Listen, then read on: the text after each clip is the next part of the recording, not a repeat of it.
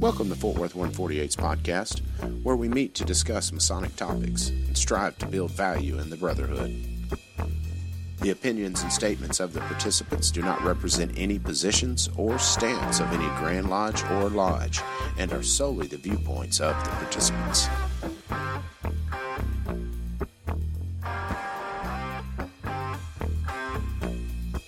Welcome back to the podcast, brothers. This is Rhit Moore, past master and current secretary of Fort Worth 148. This is Billy Hamilton, current Junior Warden of Fort Worth 148. This is Gabriel Jagush, senior deacon of Fort Worth 148, and we have a special guest today. Brad Billings, current Grand Junior Warden of the Grand Lodge of Texas. Well, we're glad to have you back, Right Worshipful Billings. Thank you.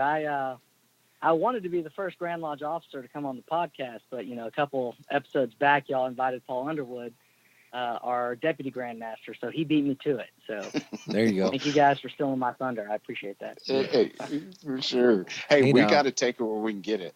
You were, you were the first Right Worshipful on our podcast, so there's that. Oh, okay. I'll settle for that. That's good. Yeah, he wasn't he? Yeah, because the first time that Brad was on our podcast, he was a Right Worshipful District Deputy Grand Master, and now he's the Right Worshipful Grand Junior Warden. That's crazy. It's been what, like 2 years now? Kind of crazy. 17. So it doesn't seem like it's been that long, but man, it has. Time flies. By the way, before we get into this, I was listening to the Michael Paul podcast that y'all did a couple episodes back. Yeah. And I was just going to say I was very proud. There were a couple of ladder of perfection moments in there. I think each of y'all commented on something that harkened back to the ladder of perfection, which that was a proud moment for me. So anyway, thank you guys for your contributions on that side of Masonry as well. Oh, yeah, that was a great time. I mean, that's something that all Scottish Rite Valleys should look into. And I think most are. We're just kind of catching the wave, because that's a great time to sit around the table and just get to hear stories from brothers you won't normally get the opportunity to. Right. Yeah, I was surprised too. It was a Scottish Rite function, but how much of it, harkened back to the Blue Lodge. And so that was, to me, that was a twofold experiment there.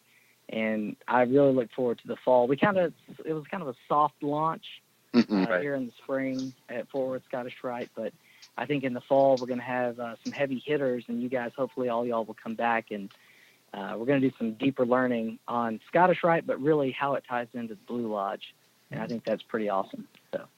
So, it was really cool though that I had put all this information because I had to give the very first presentation. And then as I'm sitting there, I'm learning just as much as, I gathered when I actually started researching for this lecture. So it was a fantastic time.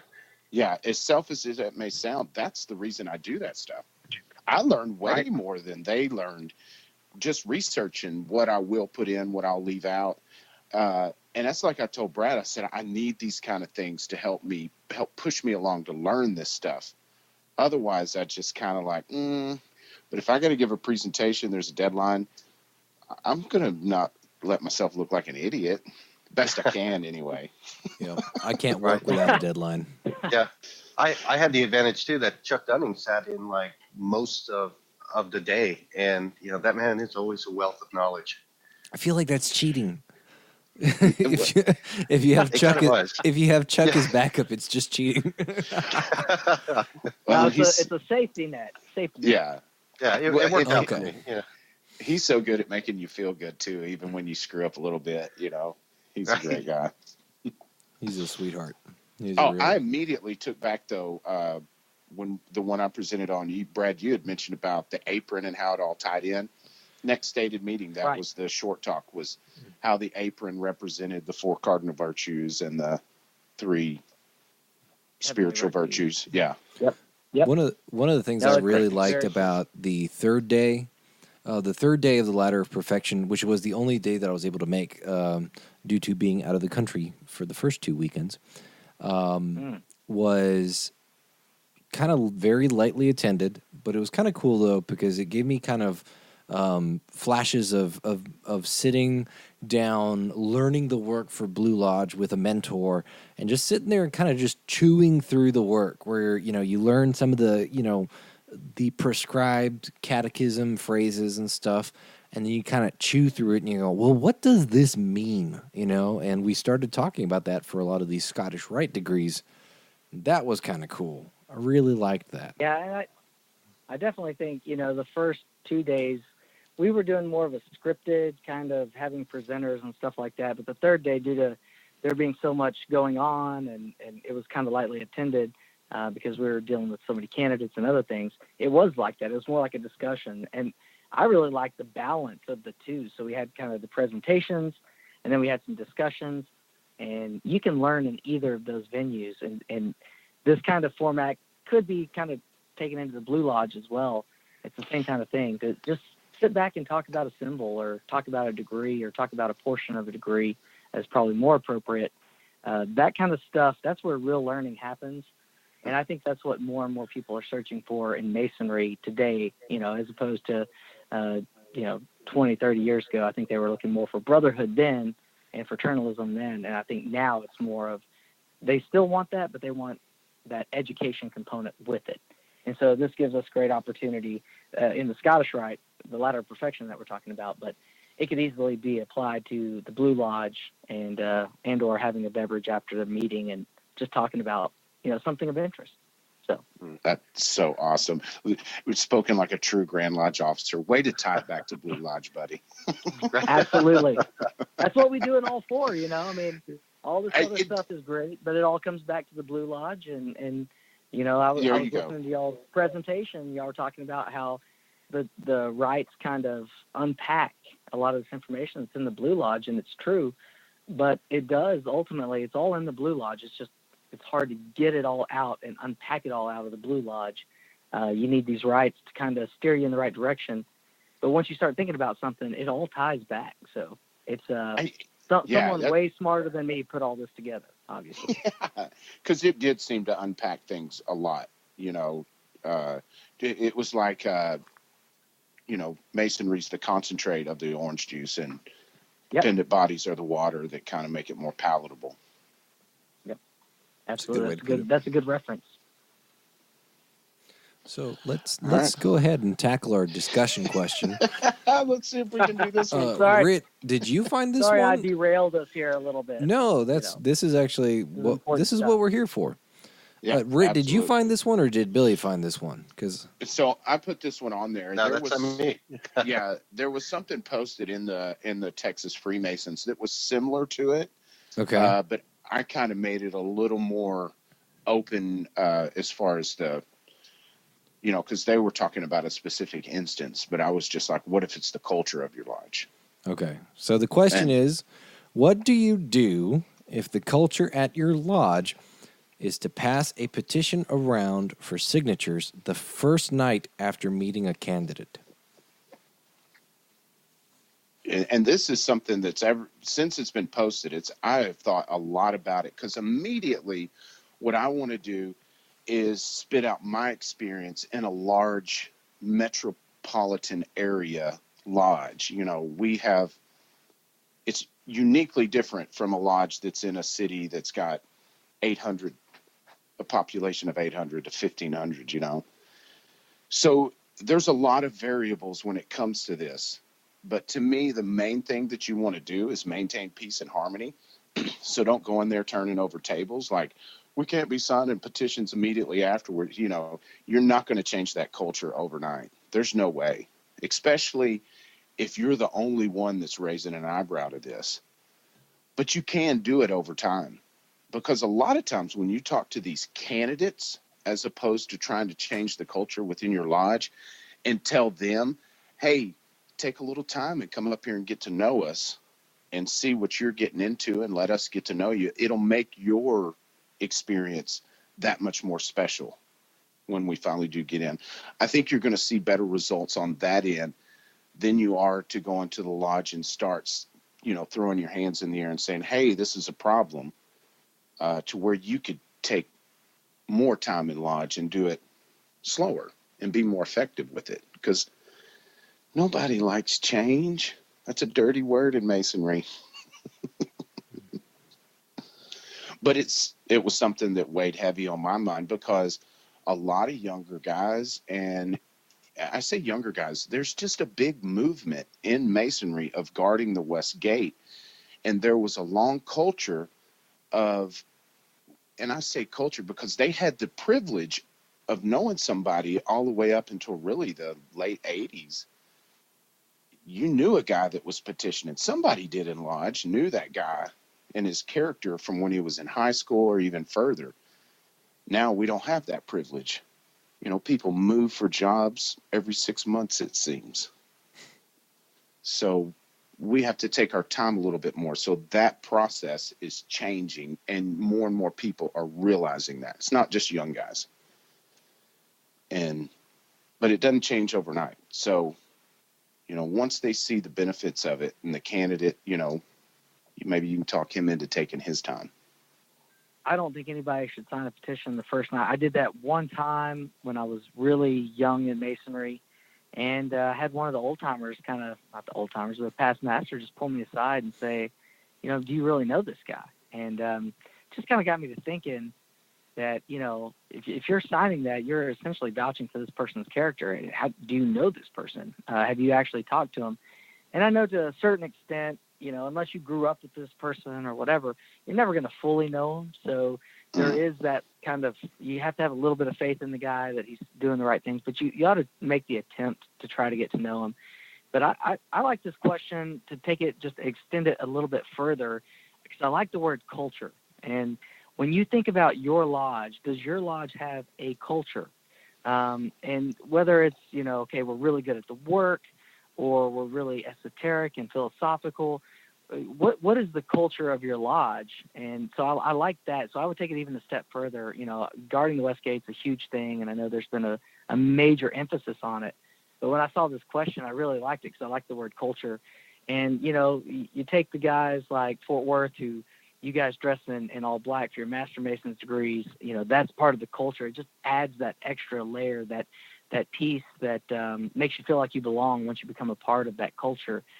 Think of the guys at Hillcrest. They kind of have their own lapel pin. They have their own logo. Even into the Scottish Rite, you know, the Knights of St. Andrew, one of the reasons I think that, and I'm a past venerable master of that, one of the reasons I think they're so successful is they have this whole get up that they wear. They have their own, you know, way of going about things, where they help out, what they do. They have a great culture, and people are drawn to that. People want to be a part of that culture.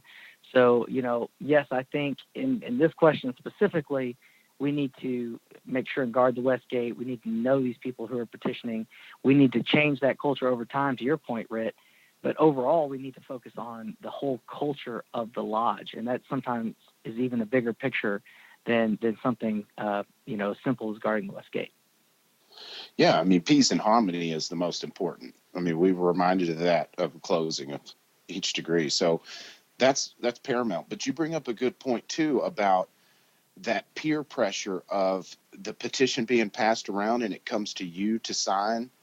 You know, you got to, I would really recommend you think about that moment and what you're going to do in that moment. Because when it comes that time and you're surprised by it, it's hard not to pick up the pen and sign it. Because I've been guilty of it. I think a lot of Masons have, because you just don't expect it. But you need to have something to say. And going back to that one particular reference, you know, when that past master pulled me aside, at that moment, I kind of set my own expectation. You know, I'm not going to sign a petition for a guy until I've known him for at least 3 months. That was and from that point on, if someone asked me, hey, will you sign this? I just met him tonight. I have personally, you know, decided that I'm not going to sign a petition until I've known somebody for 3 months. And so that kind of gave me that safeguard, you know, to get out of that mentality. And I think it was a way of, instead of attacking people, saying, no, I'm not going to sign this guy's petition because I just met him and I think that's crazy. It kind of put that idea in their head, just like this past master had put it in my head. It was a gentle way of saying, hey, do you really know this guy? Do you really want to be obligated to this person? Because that's what's going to happen. As soon as you obligate them as an entered apprentice, you're obligated to them for life. So be very careful particularly on guarding the West Gate on that entered apprentice degree, because if we're careful there, then it makes the rest of our journey so much easier. And so that was one way that I, very easily, very delicately put it out there for myself. I kind of set my own personal agenda that unless I've known this guy for at least 3 months, I'm not going to sign his petition. And that doesn't apply to Scottish Rite and Texas Lodge of Research and all these other things. They're already a Master Mason at that point, but particularly in the Blue Lodge, that is my stance. So. I like it because not only is it humble, but it's esoteric. You know what I mean? It's layered to where you're saying your personal stance, but at the same time, if this Mason is introspective, which he should be, he's going to internalize that statement and think, should I be doing this? Right. Well, and it makes sense too, because, when you let in a new brother from now on, however he acts and behaves is going to be reflected upon you through association. Same thing with your behavior and how it reflects upon the new brother. So I think you're absolutely right in, that you should get time to know this person because you are now going to be associated with them from then on. Something that I thought was really interesting that I had read of, I don't know if this is still currently done, but I know of some lodges and some grand jurisdictions where they would keep a record of who your recommending brethren were, right? So there's usually three guys that are on the hook for you. And if at any time you got expelled, suspended for conduct, suspended for NPD, that kind of thing, failed to advance, that, any number of qualities. But basically, if you are not fulfilling the conditions that the lodge or grand jurisdiction has set, not only would you get disciplined via expulsion, suspension, chastising, whatever, but your recommending brethren would get fined or reprimanded in the lodge as an official function. Oh, snap. They would pull up everybody that was attached to that Nobody petition. would recommend anybody. And No that kidding.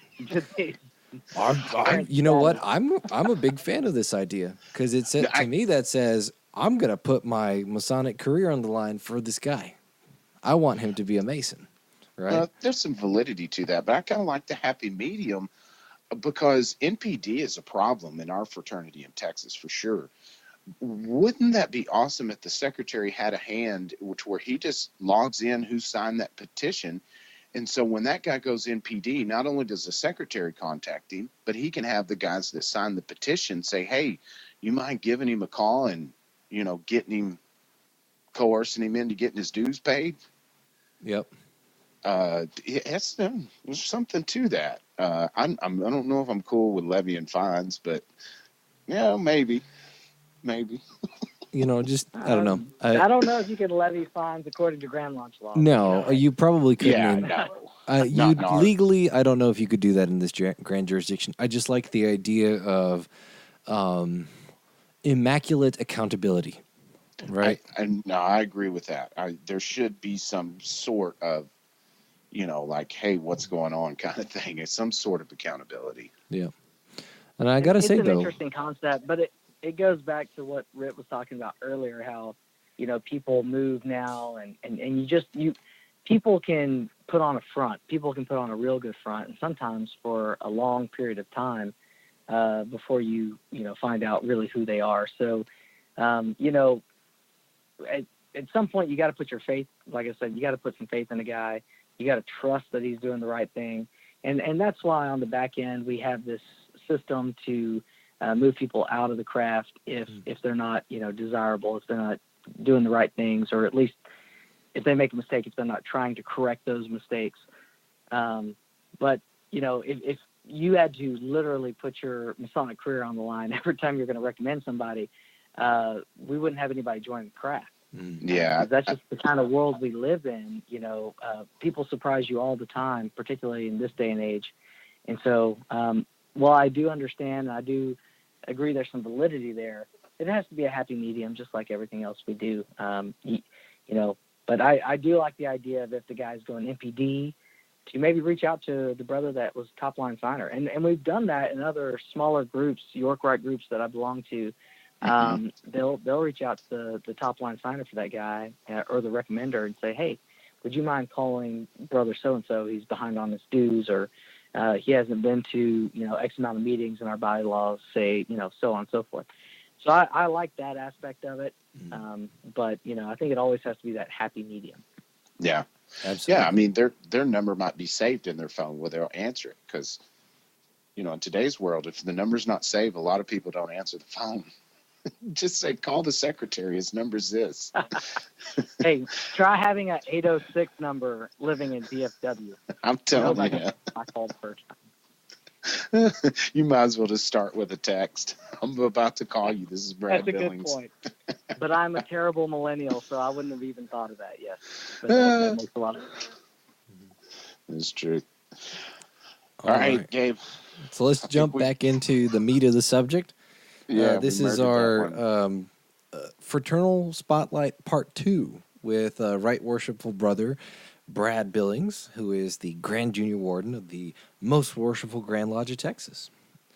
And I think you bring up a good point, though, Gabe. It's Part 2, so if you hadn't listened to the first episode, go back and check it out. It was a great one. You'll get the backstory on pre-Grand Lodge Brad. This is all Grand Lodge. Well, Baby Brad. That's right. And that was June 21st or June 22nd of 2017.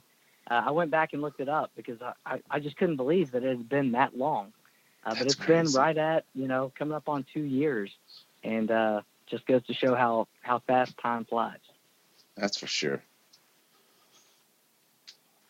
All right. Sorry to interrupt. Good. Proceed. No. So we are going to dispense with the personal questions because if you go back and you listen to Part 1, you'll get the personal questions that we asked Brad.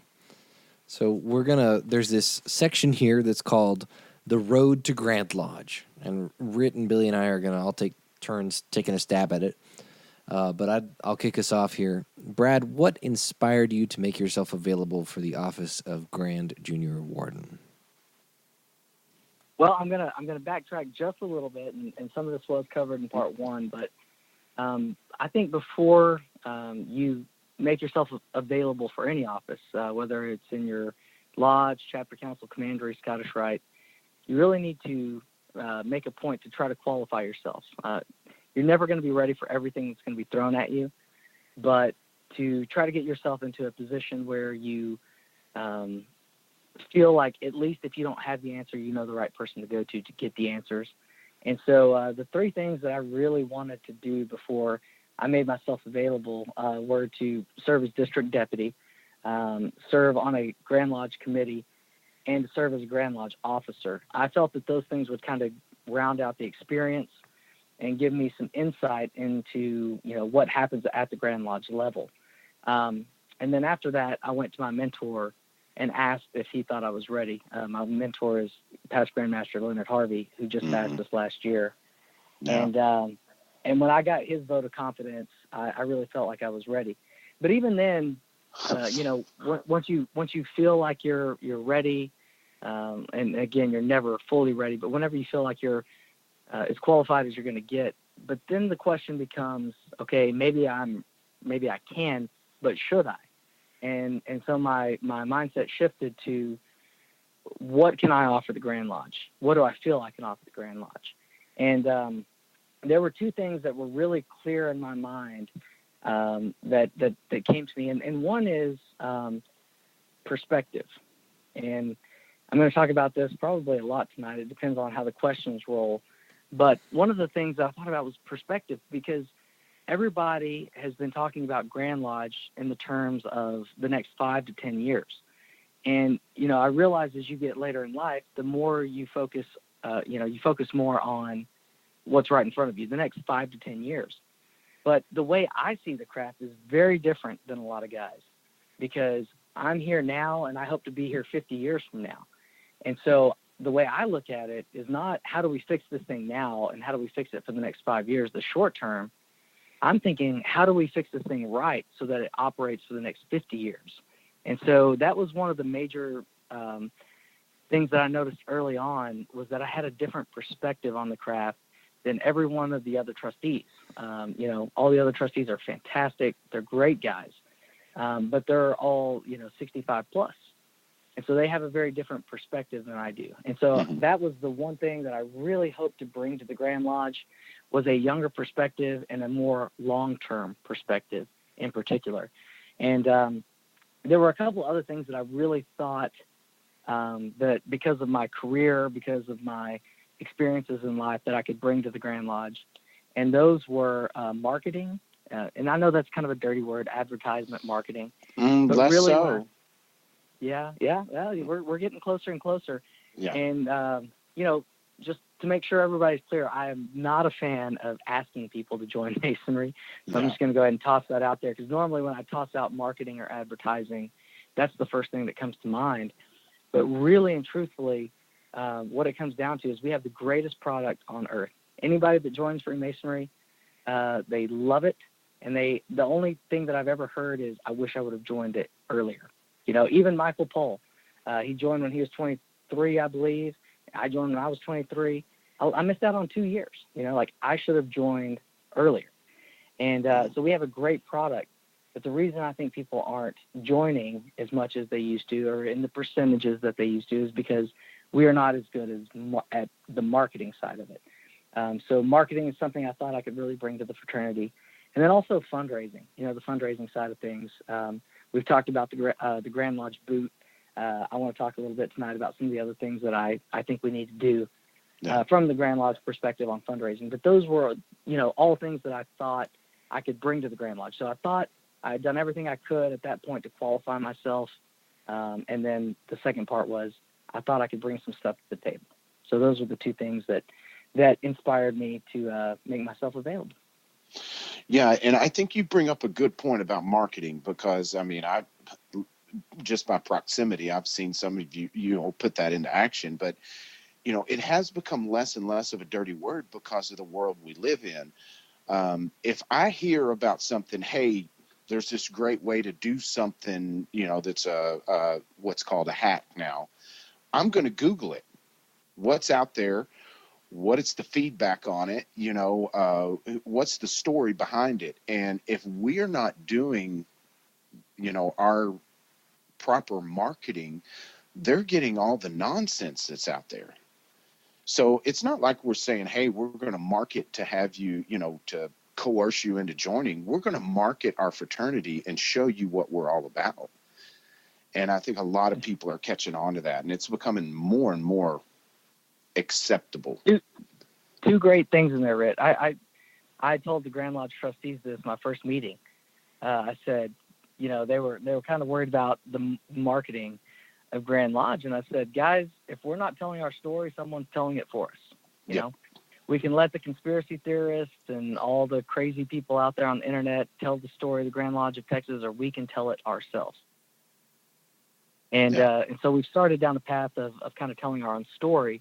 And I think that's the path that we need to go in. I think that's the path that we have to go in. But I kind of look at it as a very simple mathematical equation. A plus B equals C. If A is the marketing, B is the product, and C is the output, right? If we're not satisfied with our output, we know the product is solid gold. Those of us who are members. Mm-hmm. The only part of the equation that we can change is how we market it, how we present it to other people. Yeah. That's what we have to change, because the product is just as good today, if not better, than it's always been. The output is, if we're talking about membership, some people say it's lower than it should be. Again, I think that's kind of arbitrary. But the only thing that we can change really in that equation is how we get the word out and how we talk about what is Freemasonry to the new generations to get them and inspire them to join. Yeah, it's just like the investigation process. It was done properly for so long, but the world has changed. And how the word about Masonry spread in the early 20s to 60s, it worked great, but times have changed. And we have to adapt to that. That's our responsibility and part of our legacy. Yeah, you can't exist for 300 plus years without change. And I'm talking about Masonry in general. You can't survive that long without change. I mean, Yep. look at the institutions that have adapted and look at those that have stayed stagnant. And I'll tell you which ones are here today. It's the ones that have adapted. So, I mean, it's not rocket science. It's very simple, but change is hard and change takes time. And I feel like we're starting to make those changes. But we have to make sure and do it in a responsible way. Mm-hmm. You can't come in and, try to right the ship all at once. You've got to make the responsible changes over time. It's not going to happen overnight. So the guys listening that are looking for this massive wave, I hope you guys understand that I think that would be the wrong course of action, because we still have a lot of guys that are reluctant to change. So it's going to be a slow and steady thing. But I think if we change things slow and steady, remember this thing's been here well before us, and hopefully it'll be here well after us. Mm-hmm. We've just got to start moving in the right direction, slowly, incrementally in the right direction. And so I feel that that's happening in a lot of lodges. Yeah, I mean, that's the way of the world. Quick change doesn't usually stick. I mean, a good, slow burn to where everybody buys in. And we're set up for it perfectly because, like you said, there's a mix now. I mean, there's a younger man on the trustees now that has a little input. So there's going to be balance. It's going to be a great thing. So as a candidate, when you made yourself available, what customs and laws do you have to adhere to? It's a very interesting tightrope that you walk as a candidate. You can say that you're making yourself available, but you can't ask anyone to support you or vote for you. So, that's one of our customs.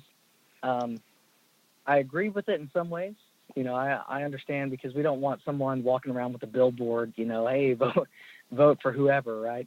Yeah. So I agree with it in some ways. In some ways, I think it's a bit antiquated, because, you could go to a lodge, and this happened fairly early on in my making myself available, where people didn't know. They just thought I was showing up to a stated meeting.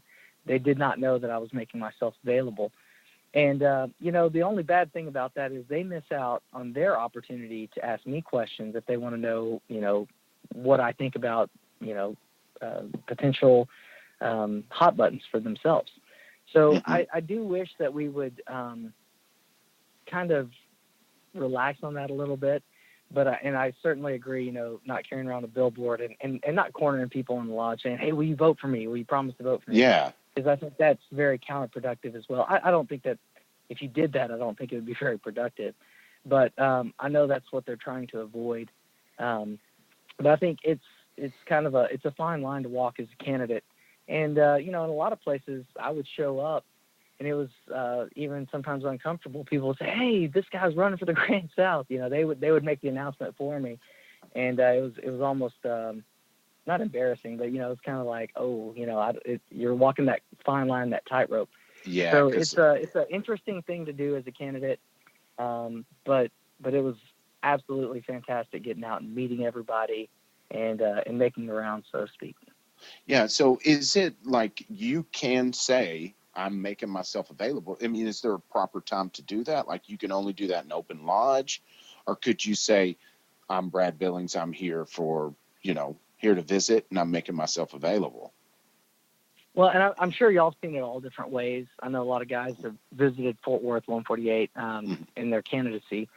But it all depends, I tried to never say it, and if people didn't know, then I would rather err on the side of caution rather than say, hey, I'm making myself available. And, that's a great point. But again, in doing that, I do feel that some people got to Grand Lodge after the vote, and they came up to me and said, I never knew, I had no idea.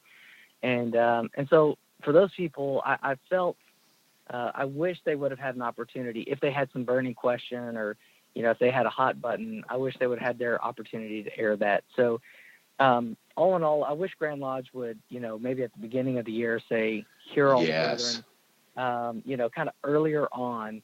That way everybody knows there's no secrets, and it doesn't come out halfway through the year. I understand why we do everything the way we do, and I'm not saying that there's an easy way to fix it. I'm just saying, for transparency, I wish there was a way that we could let everybody know early on. or do away with the rule altogether. But then as I said earlier, I think that opens the door for people, getting a little out of control with it. So, and I think, eventually somebody would take advantage of that rule. I mean, it's just the human nature of it. But I don't think there's any law that prevents us from, allowing the Grand Secretary to make it available who's running. There's just a deadline that they have to have it by this date, right? Or maybe he does have that is correct. That is correct. And I think the idea is to not put anything out before that date, because it would be, I guess, unfair if somebody decides that they're going to run later in the year. However, I will say the way that Texas is set up, if you announce too late in the year, you miss some of the biggest conferences in the state really early on.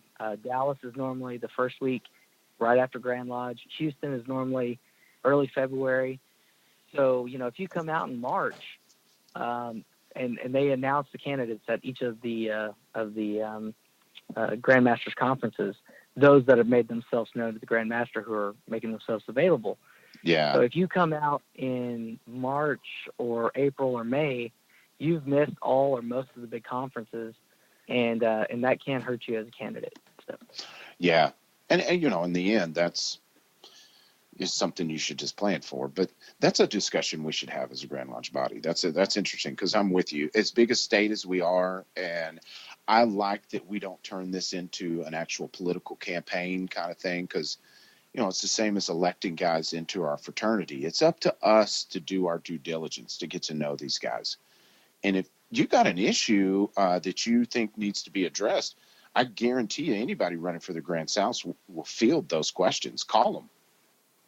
Seek them out, Absolutely. And I just want to pause here and throw a big shout out to all the people listening to this podcast, because a lot of guys that have listened to this podcast and listened to the first portion that we did together are the reason that I am the Grand Junior Warden, and I have a great deal of respect to those guys. And so many of those brothers, after the podcast, or as I was making myself available around the state, did reach out to me via Facebook, or they would get my phone number from another brother.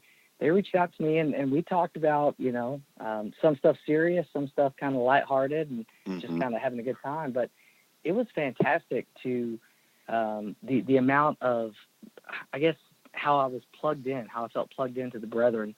And I think a lot of that had to do with this podcast. And this is why I'm trying to make, these kinds of social media, and whether it's Facebook, whether it's a podcast, whether it's putting some more videos on YouTube, whatever we need to do to create that connection between brothers, because I think that's so important. But a lot of the guys listening to this podcast are the reason that I got elected. So I want to throw a big shout out to all the brothers listening who supported me. I can't thank you enough, brethren. What? Shout out. So speaking of social media, a lot of us followed you that year. I mean, because it was constantly, some unique pictures. I'm going here, I'm going there. I remember some pictures and videos of some dirt roads you had to travel down to get to lodges. Fish Creek, that's one of my favorites. Oh man, I forgot to talk about that one. But that's what I wanted to ask you. What were some of the highlights? And I specifically want to hear something for those little lodges, if you've got a story from one, because they don't get enough love. Oh man, I can't. I have to tell you, there were so many different aspects of it, and when you start to think about how big the state of Texas is, I mean, one of the first things I got to do last year was present a speech that I had written at the Grandmaster's official visit at Holland Lodge #1, and there were probably 250 Masons in the room. I mean, it was the most packed I've ever seen Holland Lodge. I don't think there was an empty seat in the room. And I was talking about Anson Jones, and Anson Jones made the first official visit to Holland Lodge #1. And so the tradition dates back that far, and here we are, 180 years almost later, and Tommy Chapman's coming in as Grand Master. And man, if you don't get goosebumps, talking about that kind of stuff in front of that many awesome brethren on that kind of stage, I don't know what to tell you. But But it goes from something like that with 250 master masons there, kind of the big stage, all the way down to Fish Creek. That's the lodge you're talking about, traveling down these dirt roads. And brethren, if you've never been to Fish Creek Lodge, it is semi-close to the Oklahoma border, but it is in a dead town called Marysville. And if you don't know how to get there, you better go with a brother that does. So I went with a couple of brothers from Gatesville. And the thing is, you can plug it into your GPS, and it works pretty good about halfway down that Cleachy Road. And then when that Cleachy Road turns into a dirt road, it loses signal. So, I mean, if you don't know where you're going, luckily there's really only one way, to go down that road. But it's pretty daunting. So the first time I went was probably way back in like 2008 with some of the brothers from Stanfield Lodge up in Denton, and I hadn't been back in forever. And in 2017, I got invited to go back, and this lodge is in an old barn. The first floor was a schoolhouse. We talk about it all the time when we talk about Lamar Awards and how usually the first building built in the city was, a Masonic lodge, and the bottom was a schoolhouse during the week and a church on the weekend, and the top floor was a Masonic lodge. Well, this is one of those buildings. I mean, it's got the potbelly stove down there in the bottom, still has kids' desks and chairs down there. And this particular time I was visiting, they were talking about this raid that happened, and Indians would come over from Oklahoma, and they would actually abduct school children and hold them for ransom, take them back across the border into Oklahoma and hold them for ransom. And so the Masons served like multiple purposes. They were not only there, that was not only their lodge, but they also served to protect the children from these Indian raids. So that kind of history is just so crazy. And to go from, Holland Lodge, downtown, or museum district of Houston, Texas, talking in front of 200 guys in suits and ties, to Marysville, where the guys are in, overalls and, blue jeans. It's such an interesting swing, but it just shows you how great this state is, how diversified we are, and how Masonry, through all these, it goes above and beyond all these different social classes, social norms, whatever you want to call it, and we can all connect as Masons.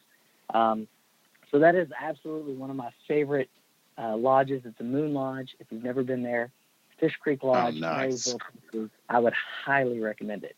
And that wasn't even the one that I'd written down. When I saw this question, I wrote down 2 other lodges that I would recommend you visiting, but you tossed out the dirt roads, and I had to go with Fish Creek. Well, you could at least give them a shout out. You don't have to go through the whole thing. I mean, because guys are always looking for cool places to visit. I'll give you 2 other ones, and they're in different parts of the state. Goliad Lodge. So these are 2 of the oldest, continuously, lodges that have continuously met in the same area. Goliad Lodge, and I was so bummed I didn't get to go this year, but circumstances just worked out to where I could not make it to Goliad. They have a historical observance every year. I highly recommend everybody go to it. But if you go to Goliad Lodge and you look at it from the outside, you can tell this building is old. It's been there for a long time. It's on the downtown square, catty-cornered from the courthouse. I mean, it's been there forever.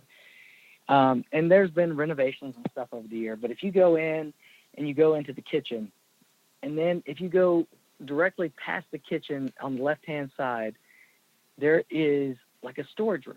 And I didn't think much of it when I kind of walked in there. I was like, what is this? And I looked back to my left, and there's this wall, this incredibly old wall. I don't know, 150-year-old wall that was actually built by the brothers of Goliad Lodge. And standing in that room, seeing that wall that the brothers built, however long ago, man, if that doesn't take you back and give you chill bumps, goosebumps, whatever you want to call them, I don't know what will. But that was such an incredible experience, more than being in the lodge room itself, which is incredible. But that wall right there off of the, the place where people meet to eat is something to behold. And then the other one is Onion Creek Lodge in Austin, and they have met in that building again for an incredible amount of time. I don't know the exact dates, but this lodge is in South Austin. And I know several people have probably been there. It's in South Austin, and when you think Austin, you think city. Everything is just like compact. People are starting to build up because they can't build out anymore. But when you go to Onion Creek, you're driving down this road and all of a sudden it says turn right, and you're like, this can't be right. Like, you feel like you're turning into a park, and you turn it and you go down a gravel road for, about half a mile, and there is this incredibly old lodge, 2-story lodge, just awesome. And it has all this property around it, and it's in the middle of Austin. Like, so, that kind of stuff just doesn't happen anymore. Everything's like very close, very compact. And here's this, stretch of land within the urban area that is Austin, and it's Onion Creek Lodge. And this building is incredibly old. It's a fantastic place to visit. Great brothers there.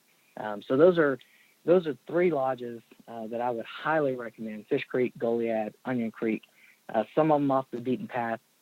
Every single one of them extremely interesting. Yeah, I know there's way too many to cover. I mean, because every lodge has their unique. Yeah, I know.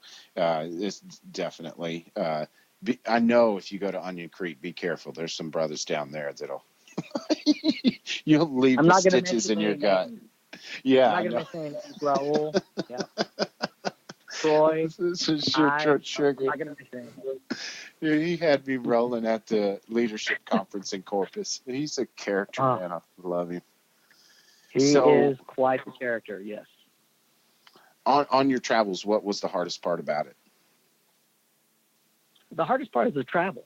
When you get there, when you're at the lodge and you're meeting brethren, I mean, it is incredible.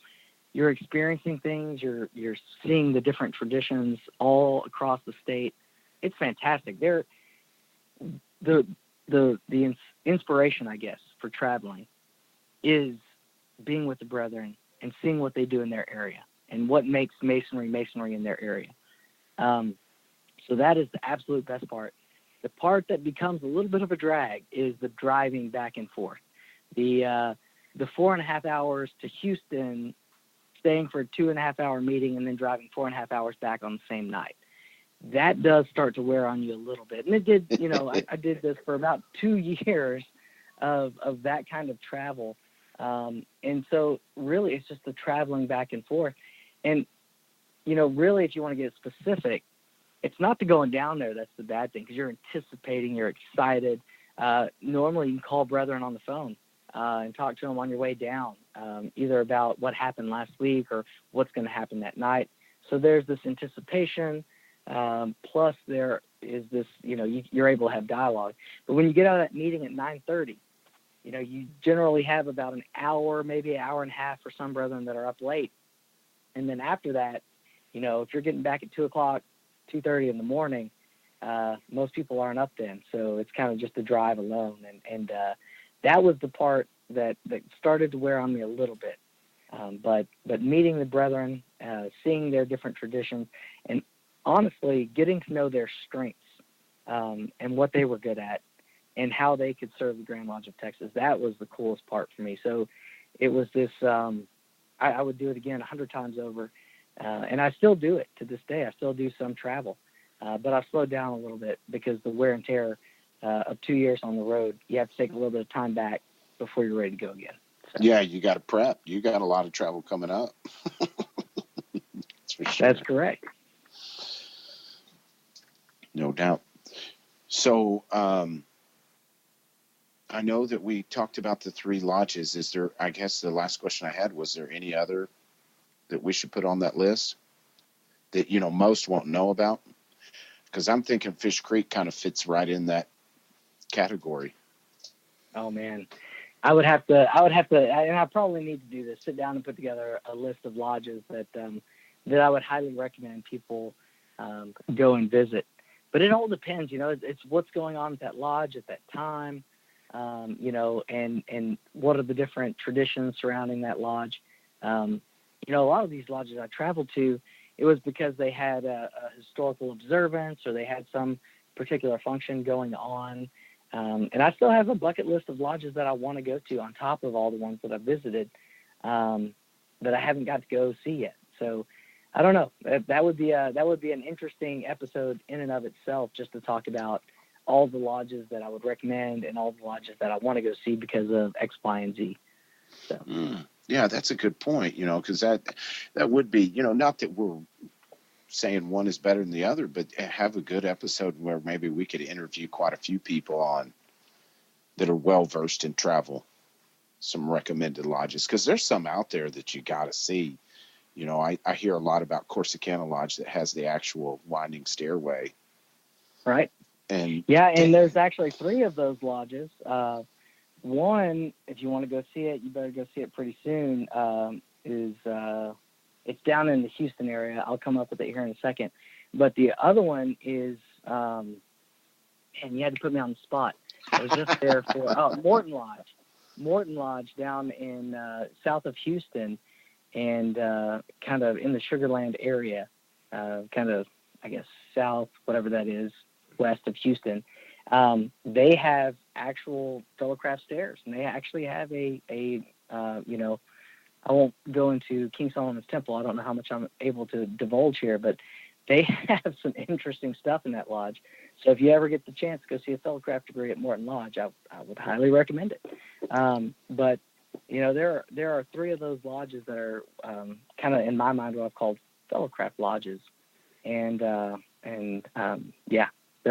so many fascinating, interesting things here in the jurisdiction of Texas, just because we're so vast. We have so many different jewels of Freemasonry that you need to go see. So I haven't even seen them all yet. I'm still working on it. Yeah, there's a lot of them.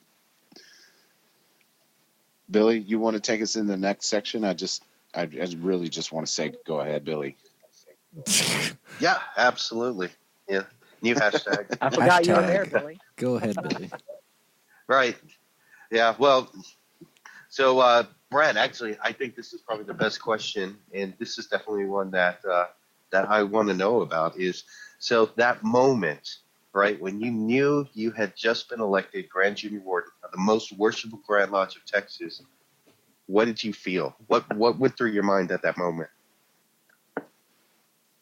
I honestly, I can't even describe it. It was a sense of relief, but at the same time, a sense of responsibility. So it was kind of like a lightening, but at the same time, a burden being placed on, in a good way. I mean that in 100% good way. But a responsibility to do a good job and to represent the Grand Lodge of Texas. But, I guess the best way I can describe it is really kind of the emotions that go through your head. I had 3 written responses. I had a written response for if I went out early, if I was one of the low votes. There were 4 great candidates that were running. I had a written response for if I was the first runner-up, so to speak, the last guy to go out. And then I had a response written for if I won. And that's exactly how you feel in that moment. It's so overwhelming. You don't know how it's going to go. And I will tell you guys, the longest period of my life, bar none, was that, I don't know, it seemed like an eternity, but it was probably 10 like minutes. 45 seconds that they walked the answers from the computers over to the Grand Secretary's desk before they displayed the first ballot. And then again, it happened. It was like this, like I was in this time continuum, and time had just completely slowed down. I couldn't tell you what I said, what I thought, what I felt in that moment. But after I gave my response, I went out into the hallway behind the Grand East, and there were so many brethren and guys who had supported me along the way, and I couldn't say anything to any of them. I was just hugging them, trying to keep from crying because I was just so overjoyed. It was just such an awesome moment in my life that I will never forget. I can't put it into words, but I will never forget how I felt in that exact moment. It's got to be those jewels have to seem a little heavier than the normal Junior Warden jewels. Yeah. It's heavy, and at the same time, I wouldn't trade it for anything. It's a great responsibility, and I feel that every day. Whatever I'm doing, I feel that responsibility of being a Grand Lodge trustee. But I wouldn't trade it for anything. So, Brad, I wanted to ask, as a Grand Officer, how do you balance work, family, and Freemasonry? it all goes back to what we learn in the entered apprentice degree, and that's the trestle board. You know, I didn't know how this year was going to shake out. And so what's interesting is I'm doing a few things this year that had I known 100% that I was going to be the Grand Junior Warden, I might not have accepted those responsibilities. So Venerable Master of the Lodge of Perfection, in a couple of weeks I'll be installed as governor of my York Rite College. But you gotta kind of lay things out. You don't know if you're going to be elected. You hope, and you kind of try to do everything to prepare. But at the same time, I knew that if I didn't win, the last thing I wanted was to not have anything to do on the back end, because that would kind of go from, all in to now you have nothing to do. So I accepted these other responsibilities, but it all comes down to laying it out on the trestle board. So I have a lot of stuff going on this year, more so than I will have going on next year and the year after that, for sure. But it was calculated. It was planned, So I balance it out by laying out the trestle board. I'm not traveling as much this year. And for those of you who are listening who were excited about my travels, followed me on Facebook, if you don't see me traveling as much, know that it's not because I'm not active in Masonry. But I'm doing a couple of things. I'm spending more time at home. I spent 2 years on the road, so I'm spending more time here with my local lodges, my local chapter council commandery. Haven't gotten to all those yet, but I will. Your wife. But I'm, spend a lot of time with my wife, and that's the other thing. Well, I'll get into that here in a second. But I planned it out that way because the way I see it, my job went from making myself available for the last couple of years to now putting together a comprehensive plan for the Grand Lodge of Texas. That's what I see as my number one task right now, is putting together a plan for 2022. And so when I talk to anybody, it's 2022. What are we doing in 2022? What do you want to do? How are you going to contribute? And so now my plan has shifted. It's more fluid. It's more at home, but I'm still doing more, as much, if not more, than I've ever done. And then, of course, you guys know at the end of this month, I'll be welcoming a new addition to our family.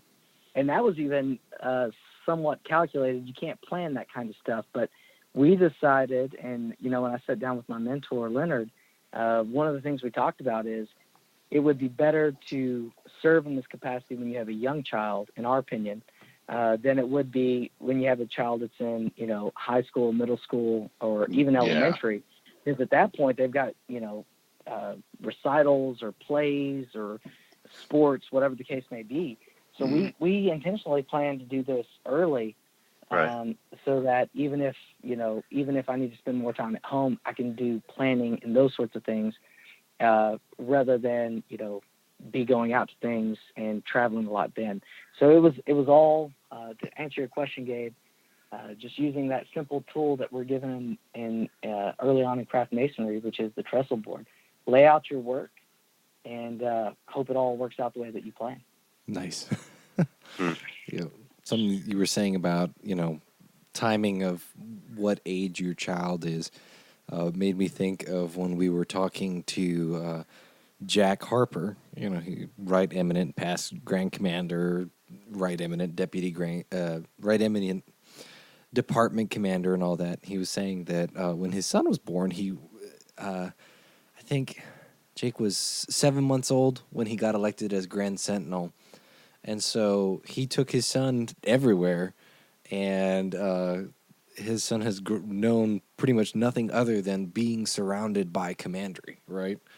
So, he's got this Absolutely. all these aunts and uncles from everywhere, right? So it's just kind of a cool and thought. That's 100% true. I mean, just thinking about it is the amount of response of people saying, for everybody from saying, hey, when you need a night out, we'll come over and take care of the kids.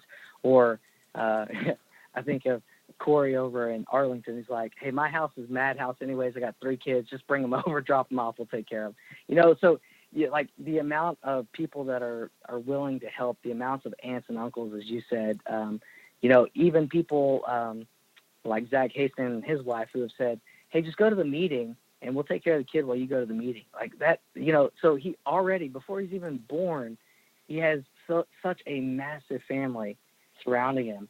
I think that's an incredible thing. And that's something that's really not, it's not as common as it used to be.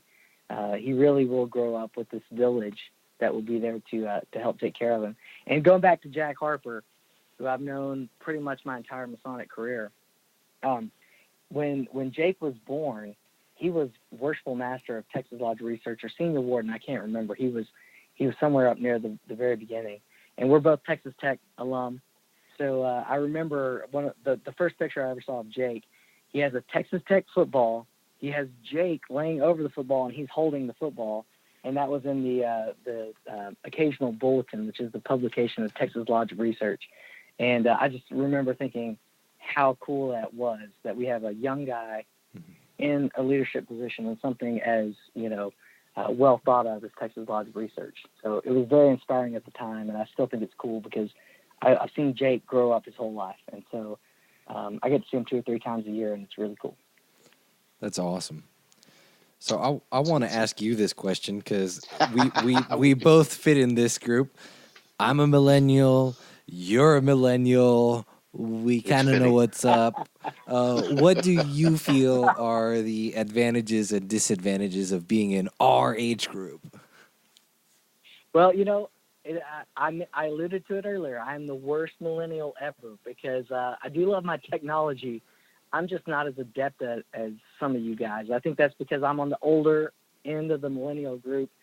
But I think what helps me being kind of on the older end of the millennial group is I can bridge the gap. I grew up with a lot of the Gen Xers, and I always had older friends. So even though I am a millennial, I identify with them.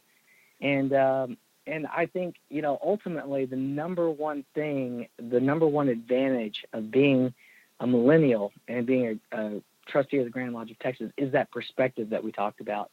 I hope to be around for 50 more years. And so I hope to continue to bring a different perspective for those 50 years. Certainly, it's a 4-year line and you're a trustee for those 4 years, but your obligation, just like a past master of a lodge, your obligation doesn't end when you go out as master. Then you're a past master and you have to advise and where it's merited and where people ask, you have to give input. And so hopefully for the next 40 or 50 years, I'll be able to give insight and input to those that come behind me. And I think that's really, I hope that really plays a big role in, Freemasonry, Texas Freemasonry for the years to come. My mentor, Leonard Harvey, I talked about him all the time. I got a picture of him right here in my library, my Masonic library, and I'm looking at it now. But he was Grand Master in '89, and right up until last year, he was in the thick of everything. He was the guy that people went to for answers, and I hope to be that guy. I hope to live up to his legacy. Because I feel like I'm tied to it because he was my mentor. And so I think that's the coolest thing about being a millennial is right now I can give the perspective and then hopefully over time I acquire the knowledge and then, later on in life I'll be able to turn around and give that knowledge back. Yeah, I got 2 things for you because you mentioned you're good at bridging the gap because you kind of came up with Xers. That's not because you came up with Xers. That's a gift. That's something I've realized further as I go into Masonry, that guys that can connect, because it's not just Gen Xers you connect with. I mean, your mentor, Leonard Harvey, was from the silent generation, I think, or was he greatest? I think he was in there with the World War II, but I'm not good on the generational gap. Gotcha. I'm pretty sure he was silent generation, but yet still that's like 2 generations removed from you. And I've witnessed it myself to where you have that ability to connect between any generation that's out there because it's a real thing.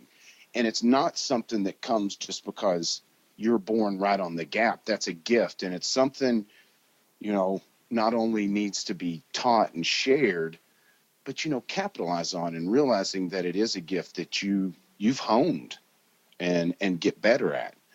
Well, Because and I don't know. I mean, a lot of things in life you work at and you endeavor and you try to make yourself better at.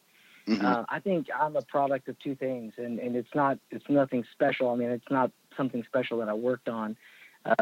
I grew up in a small town, Seagraves, Texas. If you've never been there, I don't blame you. But Seagraves is a small town, and growing up, I couldn't wait to get out of there, because you think, man, everybody knows everybody's business. Half the girls in the town were my cousins, so I couldn't date anybody. It was terrible. Small town stuff. This is real life small town stuff. But the one thing that I'm grateful for, probably above all else growing up in a small town, is you don't have an opportunity to have enemies.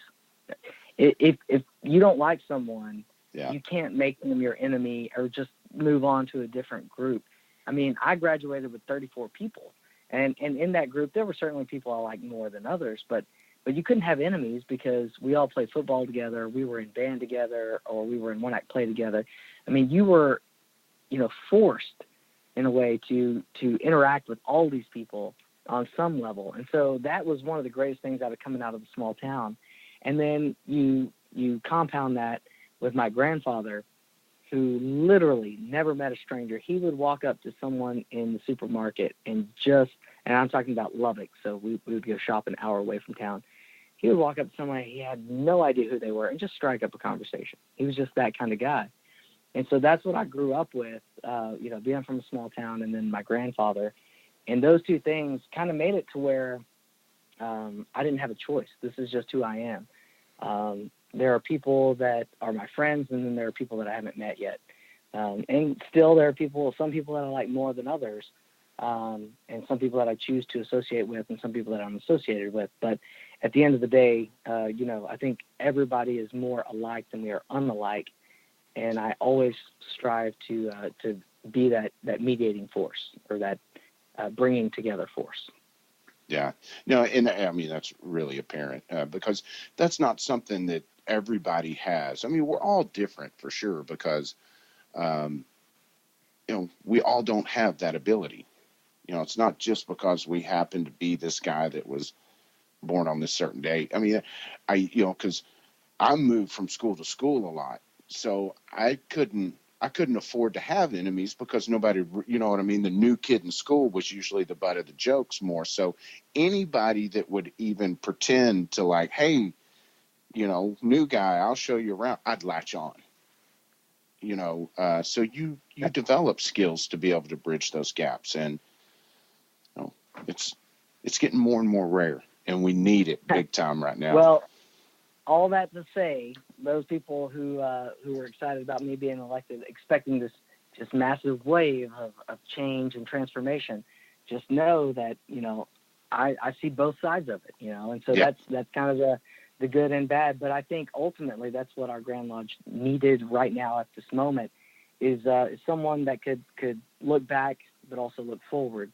And that's what I always try to balance my thoughts on, this is the direction I think we need to move in, but how quickly do we need to get there? And so, I tell people that are on the more progressive side, okay, here's where we're going, but we've got to turn the ship slowly.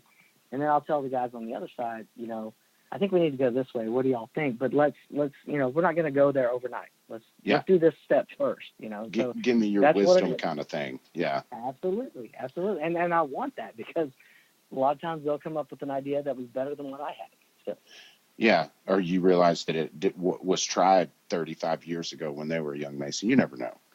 100%. If you're not learning from the mistakes of the people that came before you, you are wasting a lot of your time and effort and resources. And I think Gabe mentioned that in one of the previous podcasts. He's like, if I can learn from someone else's mistake, I'm going to do it, because that just saves me from making that same mistake. Yeah. No, this is no doubt. So second thing I had was, I'm going to test and see what generation you can actually associate with. And this is the generational test. Who is James Lord. Bond? 007. Yeah, who's James Bond? The British spy. No. Oh, are you asking what specific yes. person What comes to actor? mind when I say man. James Bond? Who comes to mind? Whew. You know, I'd like to say Sean Connery, but it was Pierce Brosnan whenever I was growing up. Honestly. You're a millennial. He was, yeah. So Yeah. I actually have the opposite True answer story. from Brad, not because Pierce Brosnan was the one that, because he was James Bond when I was growing up. Yeah. But it was just my dad started me off on Sean Connery, and for ages, I had only ever seen the Sean Connery Bond movies, and I had no idea that there was other actors until I think we got to one of the Roger Moore movies, and I was like, "Who is this guy?" Yeah. See, that's who James Bond is for me. That's an extra Roger Moore.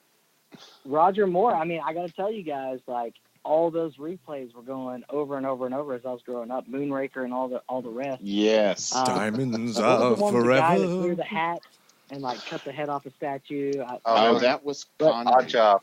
Yeah. Sparkling bright. Odd Job. Yes. So I've watched all of them and I really enjoy all. So for me, James Bond is like, you know, to some extent, Indiana Jones. You can't go wrong. I mean, I know there's only been one Indiana Jones, but even Crystal Skull, I'm on board with because you can't go wrong with those franchises. We shall not speak of Crystal Skull. I think we're going to have to agree to disagree, Brad. Yeah. Okay. There are 3 Indiana Jones movies, and that's it. They're never made any more. And that's that. There's 3 movies and an abomination. Hey, what I'm hearing from you, Gabe, is there are only 3 degrees in masonry together with the Crystal Skull. I'm just saying.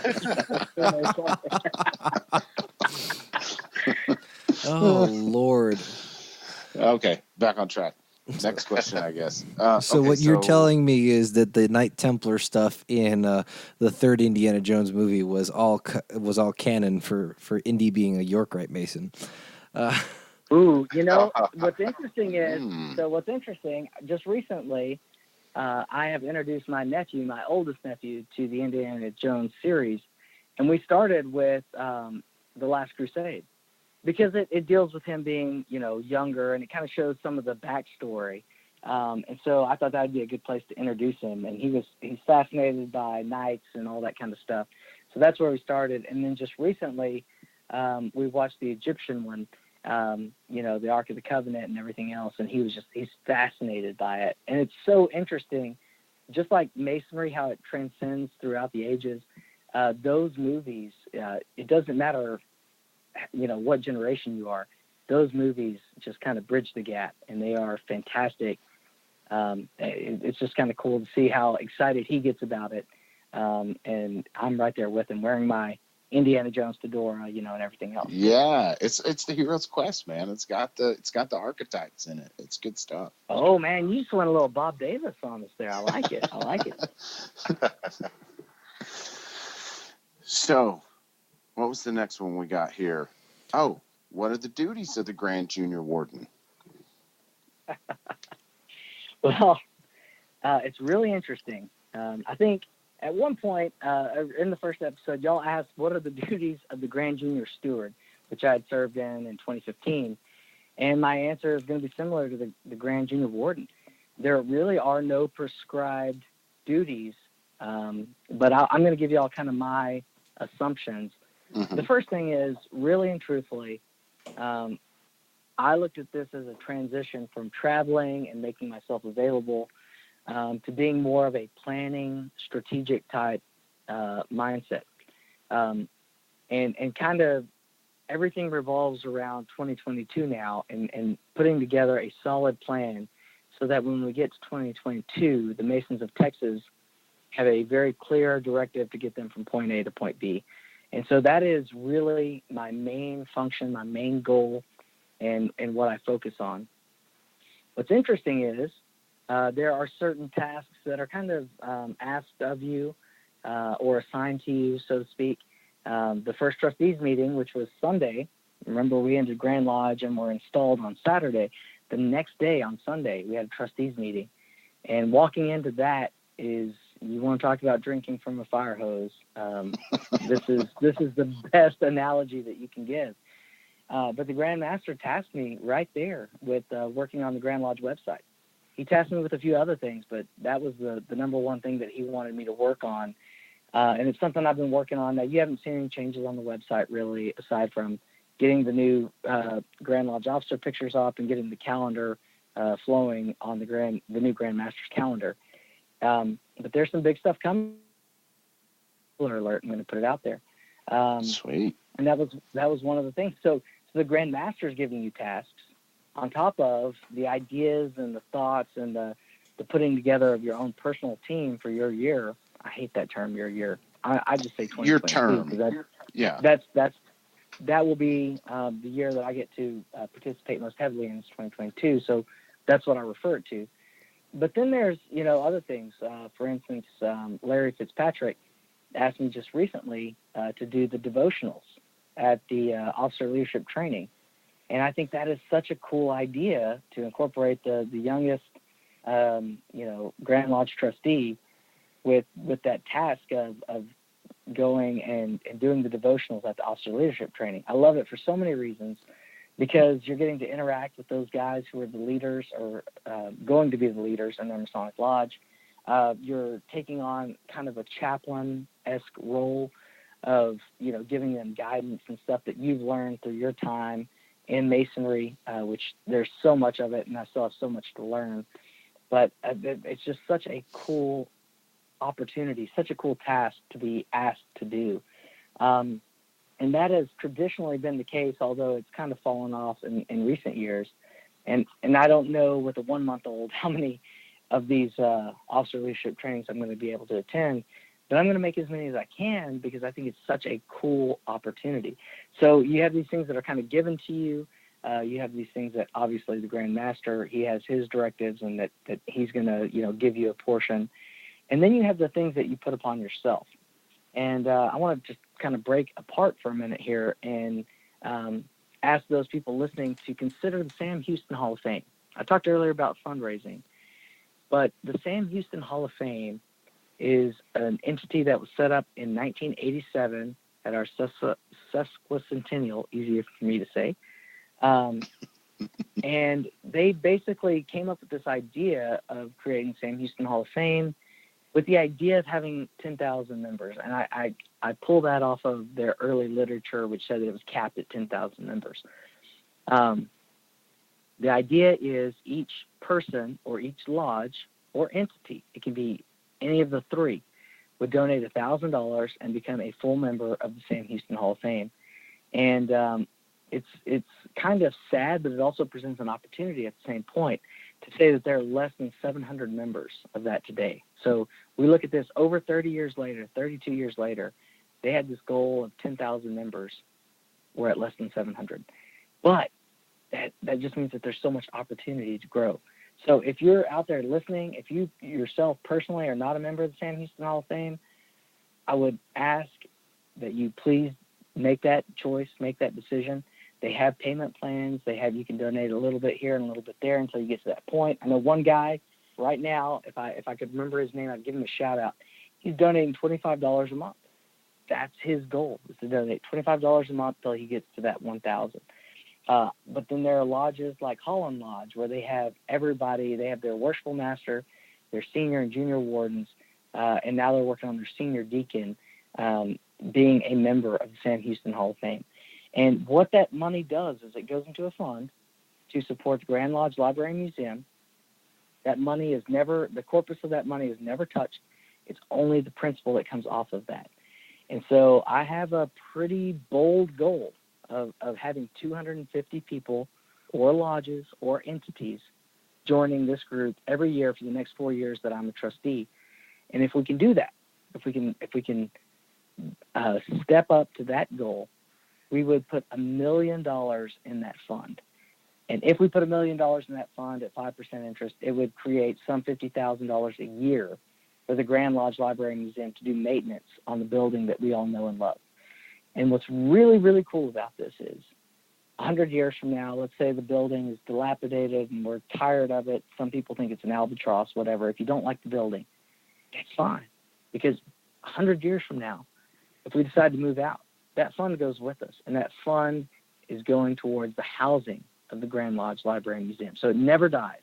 It is part of a legacy that we can all be a part of, that we can all contribute to. I'm a very, very proud member of the Sam Houston Hall of Fame. And so I'm asking all my lodges that I'm a member of to please consider joining if you have the funds available. I'm asking all my friends, if you've got the available funds, or if you can set up some sort of a payment plan. I actually did mine over 3 years. I did $333 the first year, $333 the second year, and $334 the third year, and I was done. And it's just such a cool thing to know that now you are part of the legacy of cementing a home for masonry in Texas. And so I'm just going to throw that out there as a commercial. If you're not a member, please consider joining. If your lodge is not a member, please talk to them about joining. And if your lodge is already a member, talk to them about maybe having the other principal officers join as a member. It's just something that we don't talk about very often. Just like masonry, it's a fantastic cause. We do a very poor job of marketing it. I agreed. So 2 things I got. First, who do they contact? How do they become a member? Contact Barbara in the Library and Museum, and she has the whole list. She can get you set up on making donations. Like I said, I talked to her early on and said, I don't have $1,000 to donate just outright. Millennials, right? Millennials. I said, but I want to donate a certain amount per year. And she said, here's how you do it. Here's how you go about it. She keeps a spreadsheet of everything that comes in. And she's very good about keeping up with people. I will tell you that becoming a member of the Sam Houston Hall of Fame, there are different levels. $1,000 is, essentially a full member. But at $500, once you get to $500, you're able to go to the Sam Houston Hall of Fame luncheon, which is not always the best, right? Sometimes it's great. Other times it's kind of like, eh. But I promise you, the guys that are at that luncheon are the guys that care the most about Freemasonry, because they are there. They donated the money. The lodges or they lobbied their lodge to donate the money. It is a who's who of Masonry. So I think it's normally Friday at lunch. If you're looking around saying, hey, where did all these guys go? How come I don't recognize a lot of people here? It's because they're all at the Sam Houston Hall of Fame luncheon. And we're all down at the Lee Lockwood Library and Museum having a luncheon and hearing from the president of the Library and Museum about what's going on at, our Grand Lodge. So it really is a cool thing to be a part of. Yeah, you get a lapel pin, you get a cool poster, you get a certificate, all that stuff. But it's just really cool to think that you are now part of the legacy of that building and or whatever future building, we may occupy or not occupy. So whether you're a proponent of having the building or not having the building, it shows that you're very much a proponent of having a permanent home for the Grand Lodge Library of Texas and the Library and Museum. So. Yeah. And the second thing that I've actually had the thought of here recently is that, when it comes to raising the per capita at Grand Lodge for their funding, it's almost like pulling teeth. And I get it. There's a wide variety of Masons, like we talked about earlier, and that means a wide variety of income. I get it, but if you take a second and look around, there are so many ways for those people who are proposing to up that per capita for them to contribute money to Masonry and other factions. And this is a great example. Right. If we had everybody, if we can reach this, what we used to call on sales, wildly important goal, or WIG, as it was a book that was written. And so I didn't come up with an acronym, but if we could reach this WIG of having $1 million donated over the next 4 years, think about that. Think about what $50,000 a year would do for the Grand Lodge of Texas, how it would transform the Grand Lodge of Texas. And think about the relief and the burden that it would take off of all the lodges, because now we're not proposing a new resolution every 2 or 3 years as we have to raise the per capita or to have a special assessment that goes out on a member or a lodge. This is a way for those lodges that can, those brothers that can, to give back to something that's never going to go away. When I think about donating money, a lot of times you donate money to a cause. It's here today, gone tomorrow. This money never goes away. When you donate to this group, the corpus, it stays there. So it's all just the supplemental income that comes off of the investments that we use to, hopefully improve the building and make it better. And so I think that's what's really cool about the Sam Houston Hall of Fame is it doesn't matter if you're a proponent of the building, not of the building. Whatever you donate becomes part of the legacy, and it never goes away. So that's why I'm such a huge fan of the Sam Houston Hall of Fame. I talk it up every chance I get. And if you are one of my friends, or if you're one of the lodges that I visit frequently and you are not a member, I'm just putting you on notice now. I'm gonna be asking you to join. Yeah. Oh, Fort Worth. Oh, better get on that, boys. Oh, okay. All right. I'm going to step off my soapbox now, which I need because I'm short. So. No. So last question I had in this section, I think you've kind of touched on some things, with the website that you talked about, but I wanted to go through it because the Grand Lodge, there has been a lot of things that's going on. The magazine, the last 2 magazines that we've gotten, wow, awesome. They've been great. Not that they were just horrible before, but there is some real value in that magazine now to where I'm actually looking forward to it, when it comes out. The Facebook page. Is that because the last one had my picture in it, Rhit? No, actually, the one before that had a shout out for our podcast. So that's why I'm plugging it. No, right. Dude, I was shocked. I give you a hard time. Yeah, Kevin Main gave us a write-up in the one that came out 2 magazines ago. But the last one was awesome too. I want to give a big shout out to our brother, Right Worshipful King Curry. He really took that upon himself. That was one of those things that he took upon himself as Grand Junior Warden and is really manifested this year as Grand Senior Warden. He decided that he wanted to really improve that and take the quality from something that was kind of more of it told people what was going on, but it was very specific to more of an educational tool, like it used to be. If you go back and read the Texas Freemason from 1970, there were all kinds of articles in there. I mean, it was very philosophical. It was very educational. And we've lost some of that in recent years. And Ken Curry has done a lot for the Grand Lodge of Texas, but in particular, I think his mark so far has been how he has improved the Texas Freemason. So I'll give a big shout out to my friend and the guy that I'm following right behind, Right Worshipful King Curry. He's done a fantastic job, and he deserves our respect, our applause, because he's not looking for it, but man, he's really taken it and made it into something great, and I hope it continues. Yeah, and I can attest for that. And I'm not Grand Junior Warden, so I don't have to say that. But, not only that, but the Facebook page, the Grand Lodge Facebook page has become active again. There's been some great things posted on it. Grandview, I know Right Worshipful Underwood showed me a new feature on there to where you can find lodges that are close to you in order of their meetings. So it pops up, these 3 lodges are meeting today, these 6 are meeting tomorrow. I mean, every day but Sunday, if you're willing to travel, you got dinner. Yeah. So that... It reminds me of that meme that you see on Facebook with the guy that has 30 different plaques on the back of his car of all the different bodies he belongs to, and it says, hasn't eaten at home since 1999. That's exactly what that reminds me of right there.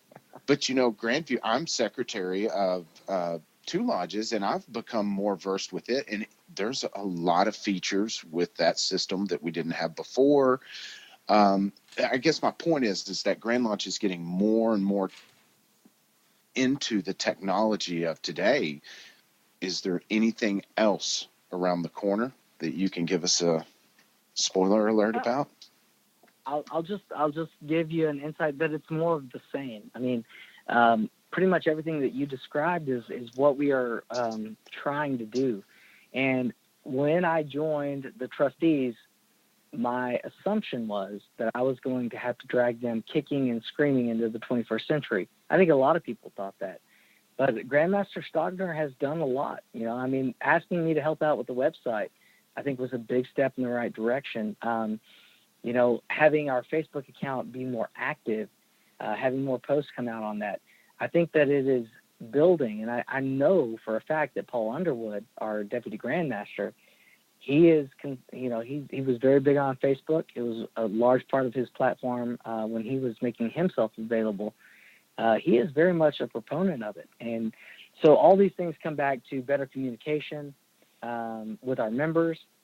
But then we also have to think about those people who are not members, who are interested in joining. So I think what you'll see now is a shift from just becoming better communicators with those people who are Masons to maybe try to reach that new group that is interested in becoming a Freemason, but they don't know how to do it. And that's the kind of shift that we're looking at now, not necessarily using anything more or less, but using it some things in a different way. And I think Facebook we will use more. I think there was some bias against it, but I think most people realize now that this is the way forward, and it now becomes how do we use it responsibly, because we have to be very careful with people being able to comment and stuff. You know, I think we got tagged in something last year, and it was a conspiracy theorist, and he just tagged us in it, but our name was still associated with him. So we have to be very careful about how we go about it. We have to use it in the right way and responsibly.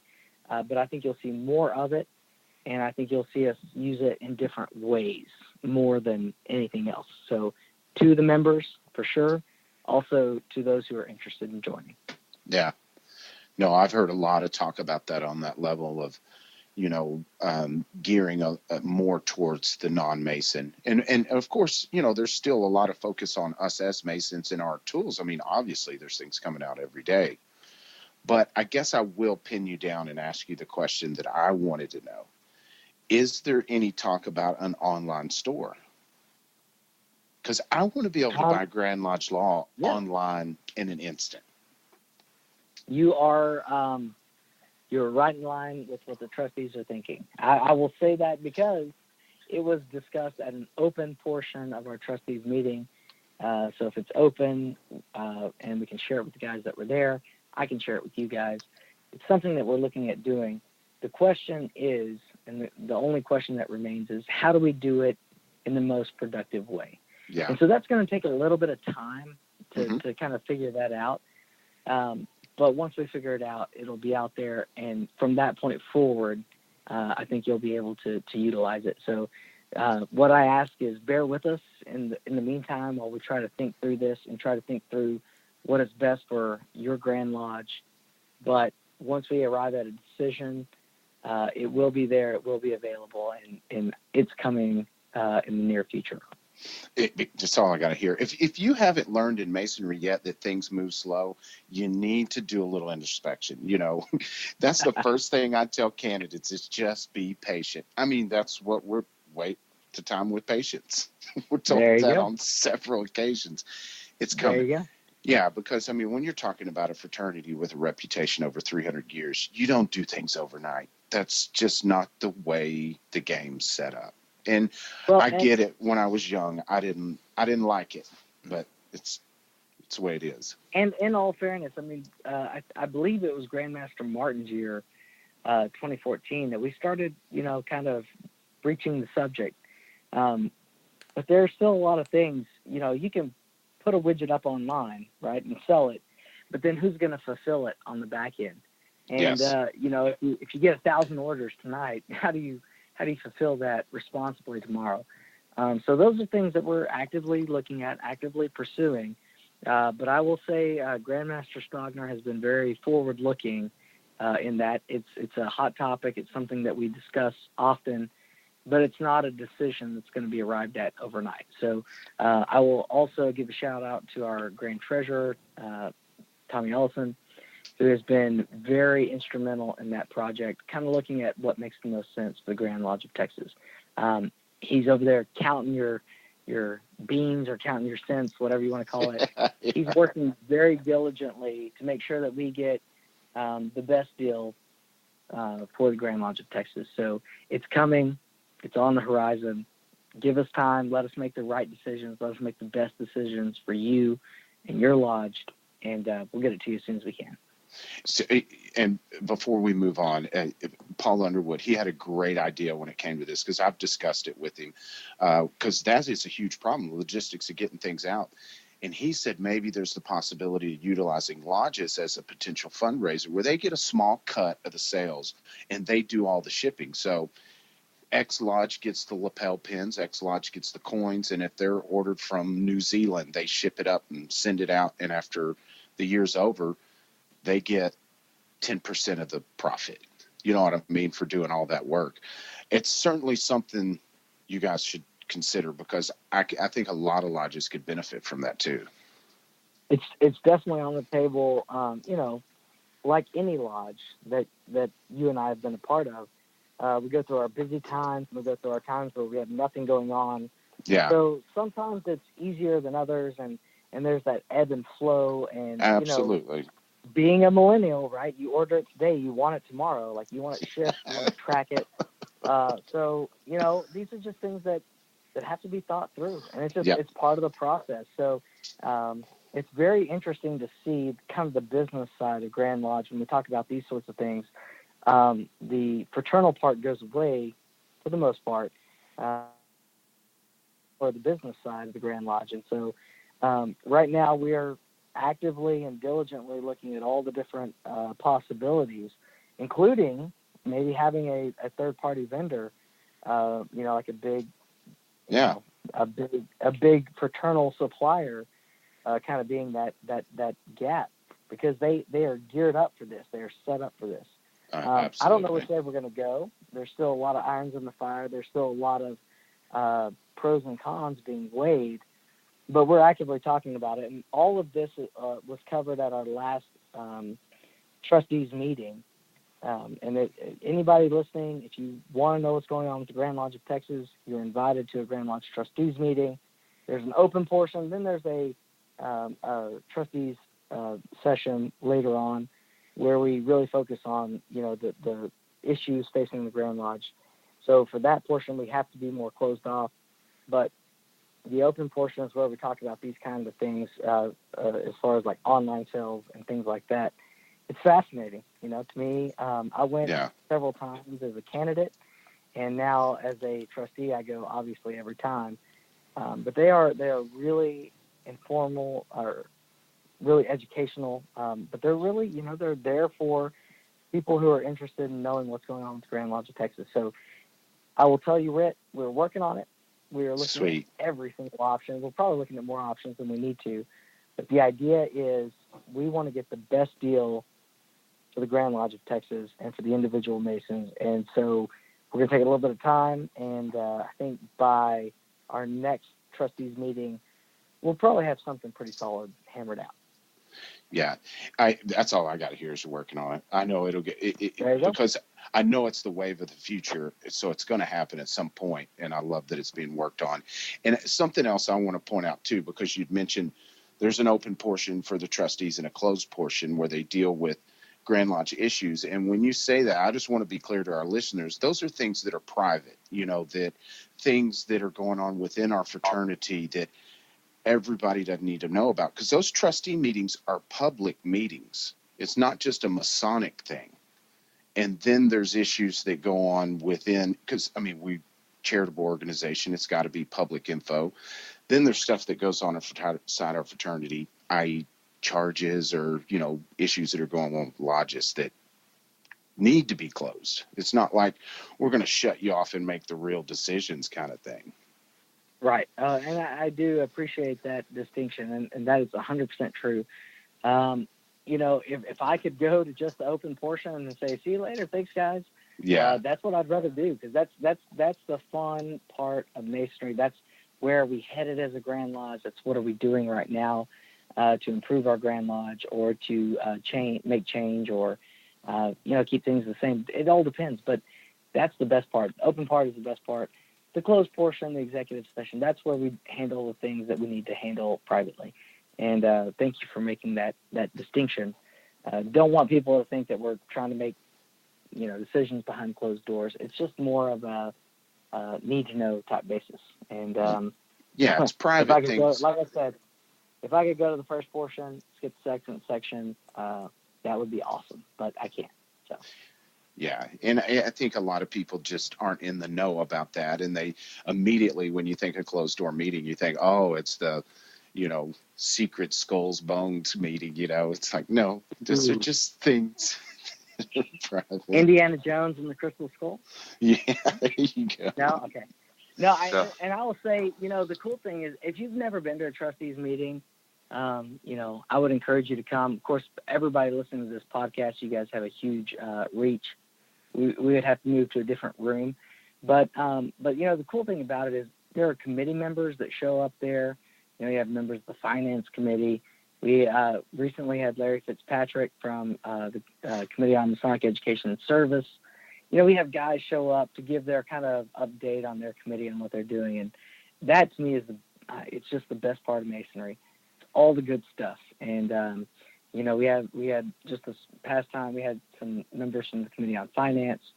So it's so cool to know what's going on in your Grand Lodge, and if you aren't able to make the meetings, shoot me a text or send me something on Facebook. I'll let you know what's going on as far as I can. But there are some things that obviously, we can't talk about, and that's the executive session. So anyways, I just think it's cool. If you haven't been to one, try to make one some point in your Masonic career. Just make it a goal. We publicize them on the Grandmaster's calendar. So look it up, come down for one, and I think you'll enjoy it. I think you'll just see a different side of the Grand Lodge. Hmm. All right, go ahead, Billy. All right, so let's move into the last section that we have here, right? And we want to talk to you a bit about the road ahead. So the road from Grand Junior Warden to Grand Master's 3 years, which we all know go by in a flash, right? What are you doing to prepare for your term as Grand Master? Man, that is a heavy, heavy question. I think the first thing is, you've got to put together a team. I was given advice not to move too quickly on the team. So a lot of thought and a lot of prayer actually goes into who you choose for certain positions. So if I reach out to you, it is not something that I've taken lightly. It's something that I've really thought about, I've really prayed about. Also, you got to look at, who's on the other planning teams, who's serving in what other capacities for the guys coming in front of you. A lot of my really good friends, guys that I wanted on my planning team initially or wanted to serve in the Grand Lodge office, they were already doing that for a guy in front of me. But really and truthfully, that is the number one job. After you're elected, it like I said, it transitions from making yourself available to now you've got to put together this all-star team, the best of the best that you can, to really push the Grand Lodge of Texas to the best it possibly can be. So it becomes putting together ideas and plans, which I didn't start doing after I was elected. I already had a list. I printed it out. I was actually kind of shocked. It was 17 pages. Didn't expect that. Thought it was less than that, but it was a lot of ramblings, a lot of things that as I visited lodges, as I saw things, I would write them down in my phone, make a note so I could come back to them. But your job becomes to put together this great team and this great plan for your year as Grand Master. And that's really what I'm doing, aside from what I've already talked about. The Grand Master has given me a couple of tasks. I've been asked to do a certain number of things for the Masonic Education and Service Committee as far as the devotionals. But really my main task, my main mission, my main focus is putting together a plan for 2022, putting together a team to make sure that gets implemented in 2022 and moving forward. And you got to be careful because you know, I really thought, naive as I was, I thought you get elected, I'm going to take a couple weeks off and just relax and not think about masonry at all. Man, the moment you get elected, your head starts spinning in so many different ways, and you're thinking, oh my God, I got to do this and this and this. And it's really interesting because you've got to force yourself not to move too far too fast. And right. You know, I've run into the situation a number of times. Okay, this position needs this kind of person. Am I going to appoint my friend, or am I going to appoint this guy that I know that is right for the position? And I hope and I pray that for the most part, or hopefully in total, I've appointed the right guy for the position. You know, sometimes I've had to skip over my friends, which is a hard thing to do. It's very hard to do. Yeah. But at the end of the day, this is not me. This is not what I would do. This is not who I am. This is what is best for the Grand Lodge of Texas. So trying to be selfless in that moment, and trying to think of the good of the Grand Lodge of Texas, not your personal self, your personal friends, so on and so forth. So I would say, Billy, that is the number one thing after you're elected, and getting that road to the Grand Lodge, which is, you know, should tradition prevail, it happens very quickly. That's what it's all about, is getting that right. Everything else you're tasked with, you know, take it as you can, but that is the number one goal and objective that I see. Right. It's a daunting task. Actually, and it's daunting kind of and exciting all at the same time. Yeah. It's kind of funny that you bring up people, you know, may have taken positions with your predecessors, and so therefore it limits their availability to help with your team. Because I'm helping the planning for one of the appendant bodies for the person who's singing the Grand East in a couple of years. And we approached one of the gentlemen and said, hey, would you be interested in helping him this year? And he's like, I can't, I'm helping Brad. Well, you know, what's so interesting is, I mean, when you think about it, and particularly like specific tasks, right? Like there are certain things that a myriad of people would be good at. There are certain things that require certain skill sets and certain tasks, and there's only so many of those guys available. And so it's interesting because you want to reach out to them, but at the same time, you have to respect the guys that are coming in, you know, in front of you. And so Right. It's so hard sometimes to wait with patience, as we say, Right. Because man, I want that guy on my team, you know, I want that guy. And it's happened a couple times too, where I've reached out to guys and they've already been committed elsewhere. And so I think what that comes down to, and honestly, for the guys that are on the other side of this listening, if you want to be that guy that's sought after, the best way to do it is to complete the tasks that you're given. Doesn't matter how small, doesn't matter how big. If you complete the tasks that are given to you at the small scale, then you'll be given tasks on the medium scale, and when you complete those, you'll be given tasks on the grand scale. And so to anybody that's out there listening, like, how do I become that guy that everybody wants on their team or part of their plan? That's how you do it. You take care of the business that you can, and or you specialize in a certain area, and you make that your focal point of masonry. And then eventually you'll become so good, so well known that people will seek after you. Right. That's good advice. Kind of flip that around. Yeah, no, that's totally good advice. No Yeah. doubt. And not just in masonry, but also at work too. I mean, anything you can apply that to, and it's a recipe for success. Yeah, I've heard a Absolutely. Mason say, I think it was George Coons that said, if you want something done, ask a busy man. Because you get stuff done, baby. You know.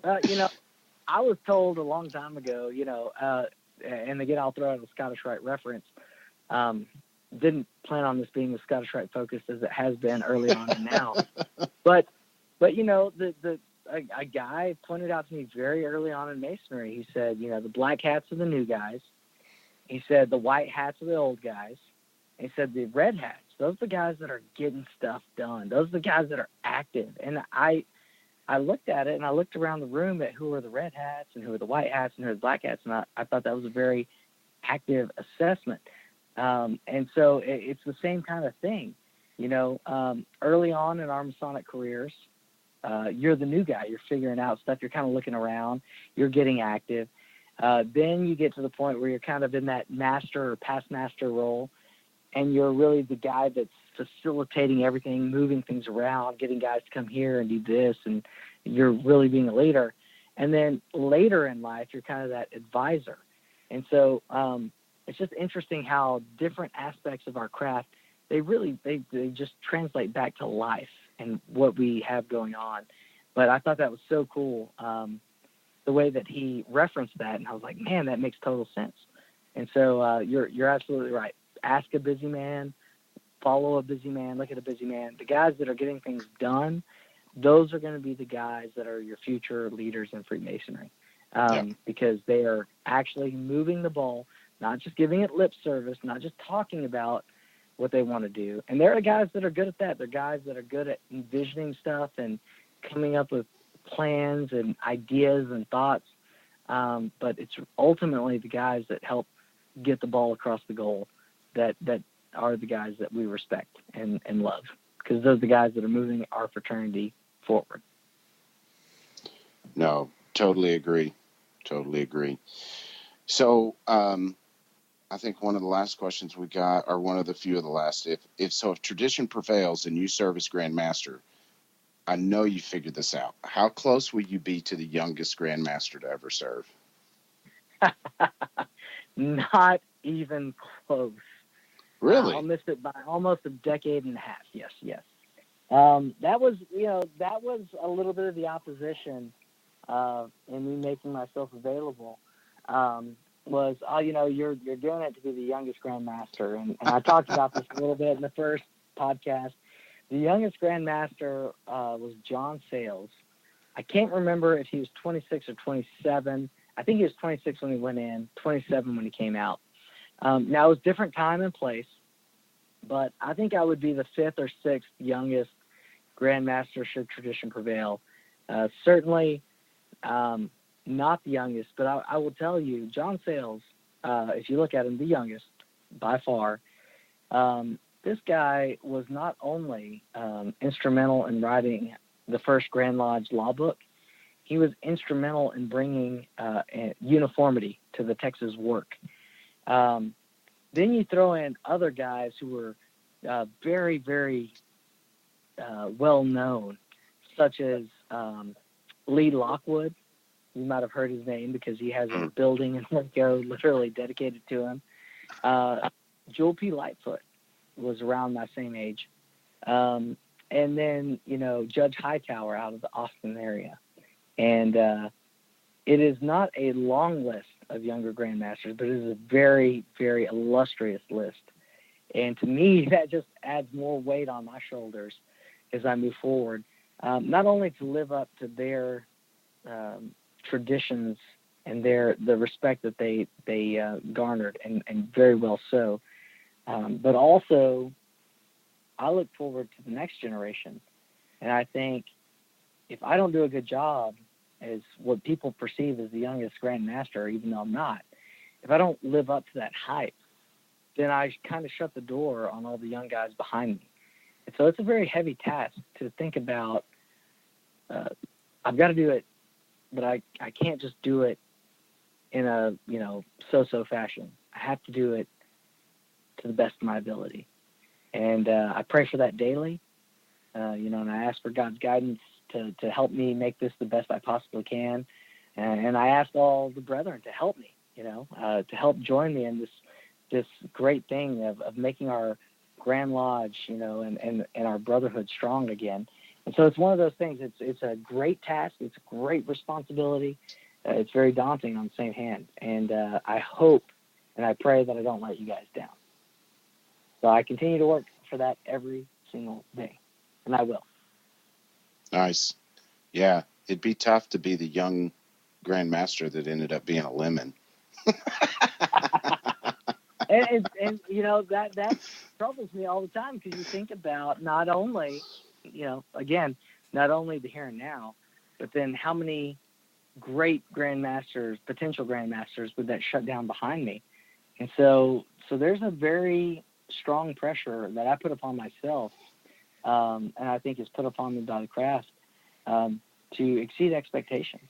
And it's something that I always hope to do, but I feel an even greater responsibility to all those guys listening right now, to all the younger guys that are coming in behind us, to say, I have to do better than my best. I have to give everything I've got every day, and I have to put together the best team that this Grand Lodge has ever seen. Because if I don't, those coming behind me may not get their opportunity. It's a heavy task. I knew that was going to be part of it, and I hope I'm up for the challenge. It's something that I gladly take on. And so we'll see what happens. Again, not to say that I think that anything's going to be necessarily that great or that different about 2022, but my job right now is to put on and to plan and to do everything I can to make sure that 2022 is absolute best. It's all that I have to give for the good of the Grand Lodge of Texas and every brother listening to this podcast, and for those that might come behind me. I think that really touches on our last question about what kind of legacy do you want to look back on, and I think that path for future generations, because that road's not there, and it's every generation has to do it. Poor Gen Xers are getting mowed right over, but that's neither here nor there. But is there anything else that you're looking to, when you are, that old guy looking back on your legacy that you'd like to see?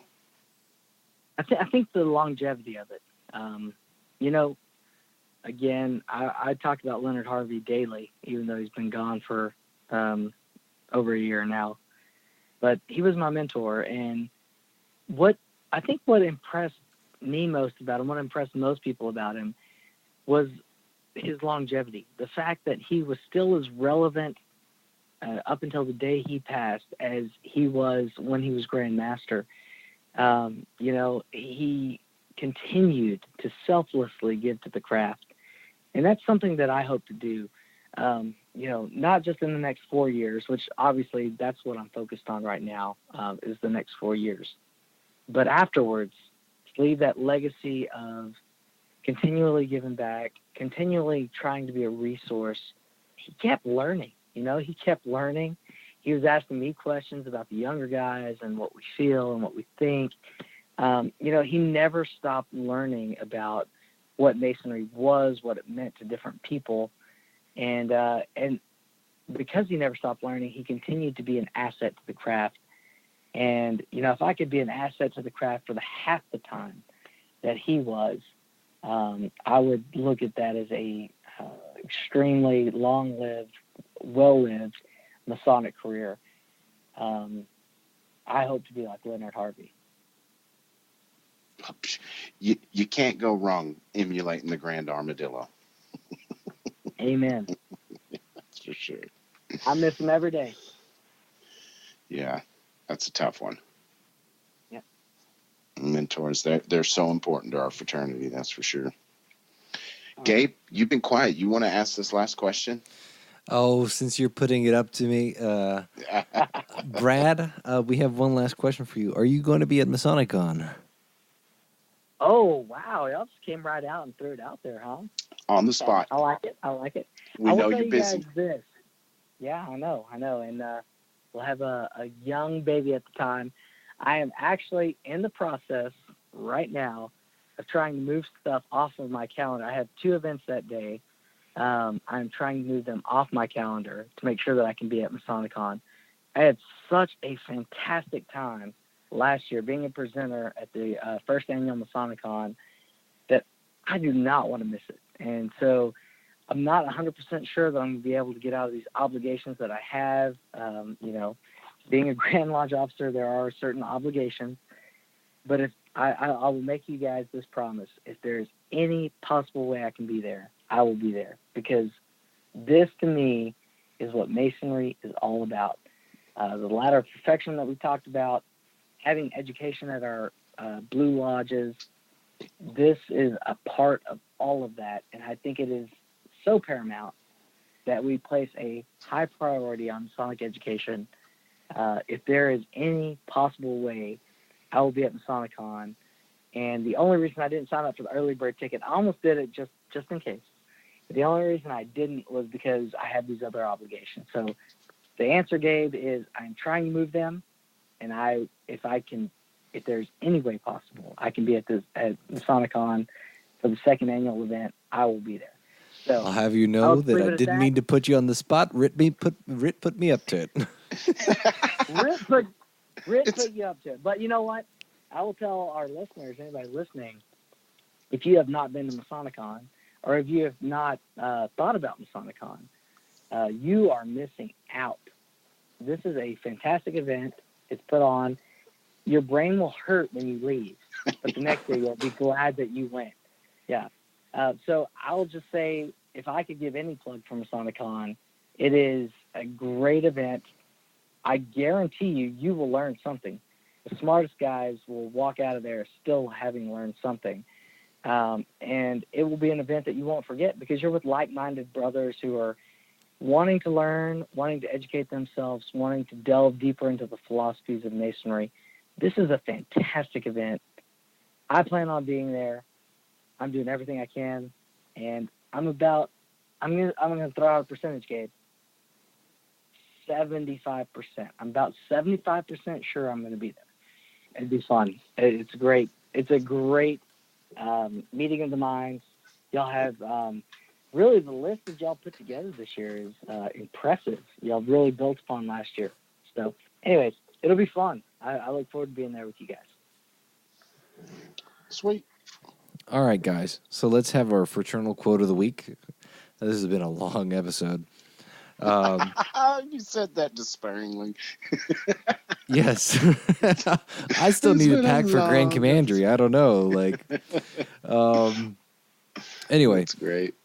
It has always been the essential process by which man rises from a state of nature to that of civilization, from darkness to light, from slavery to freedom, that he advances as by the steps of a ladder.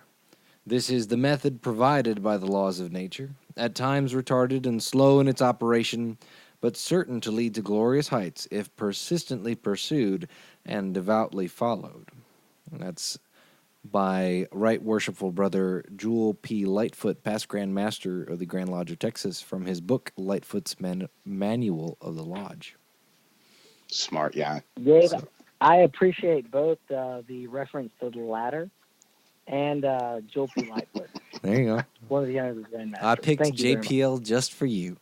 So, guys, let's get some closing thoughts. It'll be Rhit, and then Billy, then myself, and then we'll let Brad loose for a little bit, and then we'll plug some contact info. For me, just real quickly, what keeps ringing in my ears about this episode is when Brad touched on how you become that guy that's sought after. And that's by starting with those little projects, completing them. Then you move on to bigger projects, completing those, so on and so forth. I mean, because it really made me think about my process to the point I'm at. And it started with, learning my catechisms, learning the degree work, helping in degrees, earning my certificate, conferring degrees at all these other lodges because I knew the work they would call for help. To bigger projects at Lodge, eventually giving me the confidence to plan something like MasonicCon and hold a podcast. It's like eating an elephant. Starts with that small process. So, we're all capable of it. Just get with it and don't get discouraged. That's the hardest thing, is that it doesn't happen overnight. I've been working at this for 14 years. Go ahead, Billy. All right. So, like Gabe, actually, I'm going to keep it kind of brief because I need to start actually within the next couple of hours. I need to be hitting the road for Grand Commandery. But so I wanted to say, Brad, actually, you have been one of the constant people that I've reached out to for advice, and I want to say that you've always been there with education when I needed it, and with helpful words when I needed those. So I am ecstatic to see you in the Grand Line. I hope you success throughout your years. And I want to say for anybody out there who has a question, ask Brother Brad. He is extremely generous with his time. I have no idea how you do everything you do, but I for one am thankful that you make the time for all of us to do it. And I just wanted to say, Brad, as a young guy, it's been very exciting to see, another young guy going and doing amazing things in the fraternity. And it's been very inspiring. I think when you and I first met, you had not yet been installed as district deputy. And I don't actually remember the context under which we met. But since then, you've been providing very valuable conversation and a lot of rabbit holes to wander down into. And a lot of leadership related inspiration. And one of the things that I always appreciate is that you and I think very similarly on a lot of things, but we do have different opinions and different views on stuff. And you've always provided me with very good challenges in terms of educating myself, because I'll come with you like, hey, did you think about this thing being this way? And it'll be some sort of esoteric deal, and you say, well, maybe not. Have you tried thinking about it this way and reading this material? And it's always another thing to chase down. And so I don't know, from an esoteric standpoint, I've gotten a lot of mileage out of talking to you, and I find your progress and your drive very inspiring, especially as a younger guy in this fraternity. So appreciate you all that you've done so far, and I'm looking forward to what you're going to do in the future. If you have any closing words that you'd like to leave with listeners, go for it. Well, yeah, I mean, absolutely. Thank you guys all for your comments, and anybody listening. I just want to say that, people kind of look at it as, the top guys, kind of the bottom or the top down. And I look at it completely the other way. You guys inspire me. And so I look at it from the bottom up kind of perspective. There are so many different things that each of you, everybody listening to this podcast, offered to the Grand Lodge of Texas and to their lodges, respectively. And so I guess what kind of inspires me, what keeps me going, is how awesome we all are together. We are so much better if we all operate together, everybody not trying to do something outside of your scope, but just focus on what you're good at. And if you focus on that and how that can better Freemasonry, how much better will we be down the line? And so I always tell people, figure out your definition of Freemasonry, and don't accept the fact that, it doesn't fit into this certain box or that box. If you don't want to be worshipful master of your lodge, you don't have to be worshipful master of your lodge, but figure out what you want to do to better Freemasonry. If you're going to stay in an organization, if you're going to stay in society, figure out a way to leave it better than you found it. And so figure out what you want to do in Freemasonry and figure out how you want to contribute. And then that gives guys like myself who are in this position to bring people in, to try to put together a plan for the Grand Lodge of Texas. That gives us an opportunity to grab on and latch on to you guys and say, okay, hey, I need your help in this area. And that's what, to me, is our greatest strength as a fraternity. Again, I'll tell you guys, I love traveling. I love visiting. I met so many great people. I saw so many incredible things and artifacts and masonry and all that. That's like a whole different episode, whole different podcast. But what really inspired me is meeting the brethren and figuring out what they're good at and how they can contribute to the Grand Lodge of Texas. And as such, making us all better, making the whole better than we can be apart. And so that's what I'm focused on. That's what I'm looking for. If you have a special ability or a special thing that you're great at, focus on that. Focus on how you can make that better in Freemasonry, and it will get noticed, and it will get bubbled up to the highest levels, and eventually you'll find yourself on a Grandmaster's planning team or serving as a district deputy Grandmaster, or whatever the case may be. But that's what is, that's our greatest strength, as I see it, is the people that comprise this thing that we call Freemasonry. Yes, we have great product. It will never go away. It will always be as relevant as it is today, if not more so. But the human element, the people that are involved, that is the ebb and flow. And at times it's great, and at times we don't know how to take advantage of it, and so it kind of wanes a little bit. But I feel like we are on the verge, and I said this in my last podcast, but I feel like we're on the verge of a Masonic renaissance, where we really utilize those guys. We utilize everyone's strength to better the whole. And that is what I'm focused on. That's what I'm trying to implement for 2020 years after, is that we continue to utilize our strengths as a whole and make this organization better than we can by ourselves. So that's what I'm focused on. I hope you guys are inspired by that. I hope you guys will take that as a call to action and figure out what you want to do in this fraternity and step up and do it. Because you know what?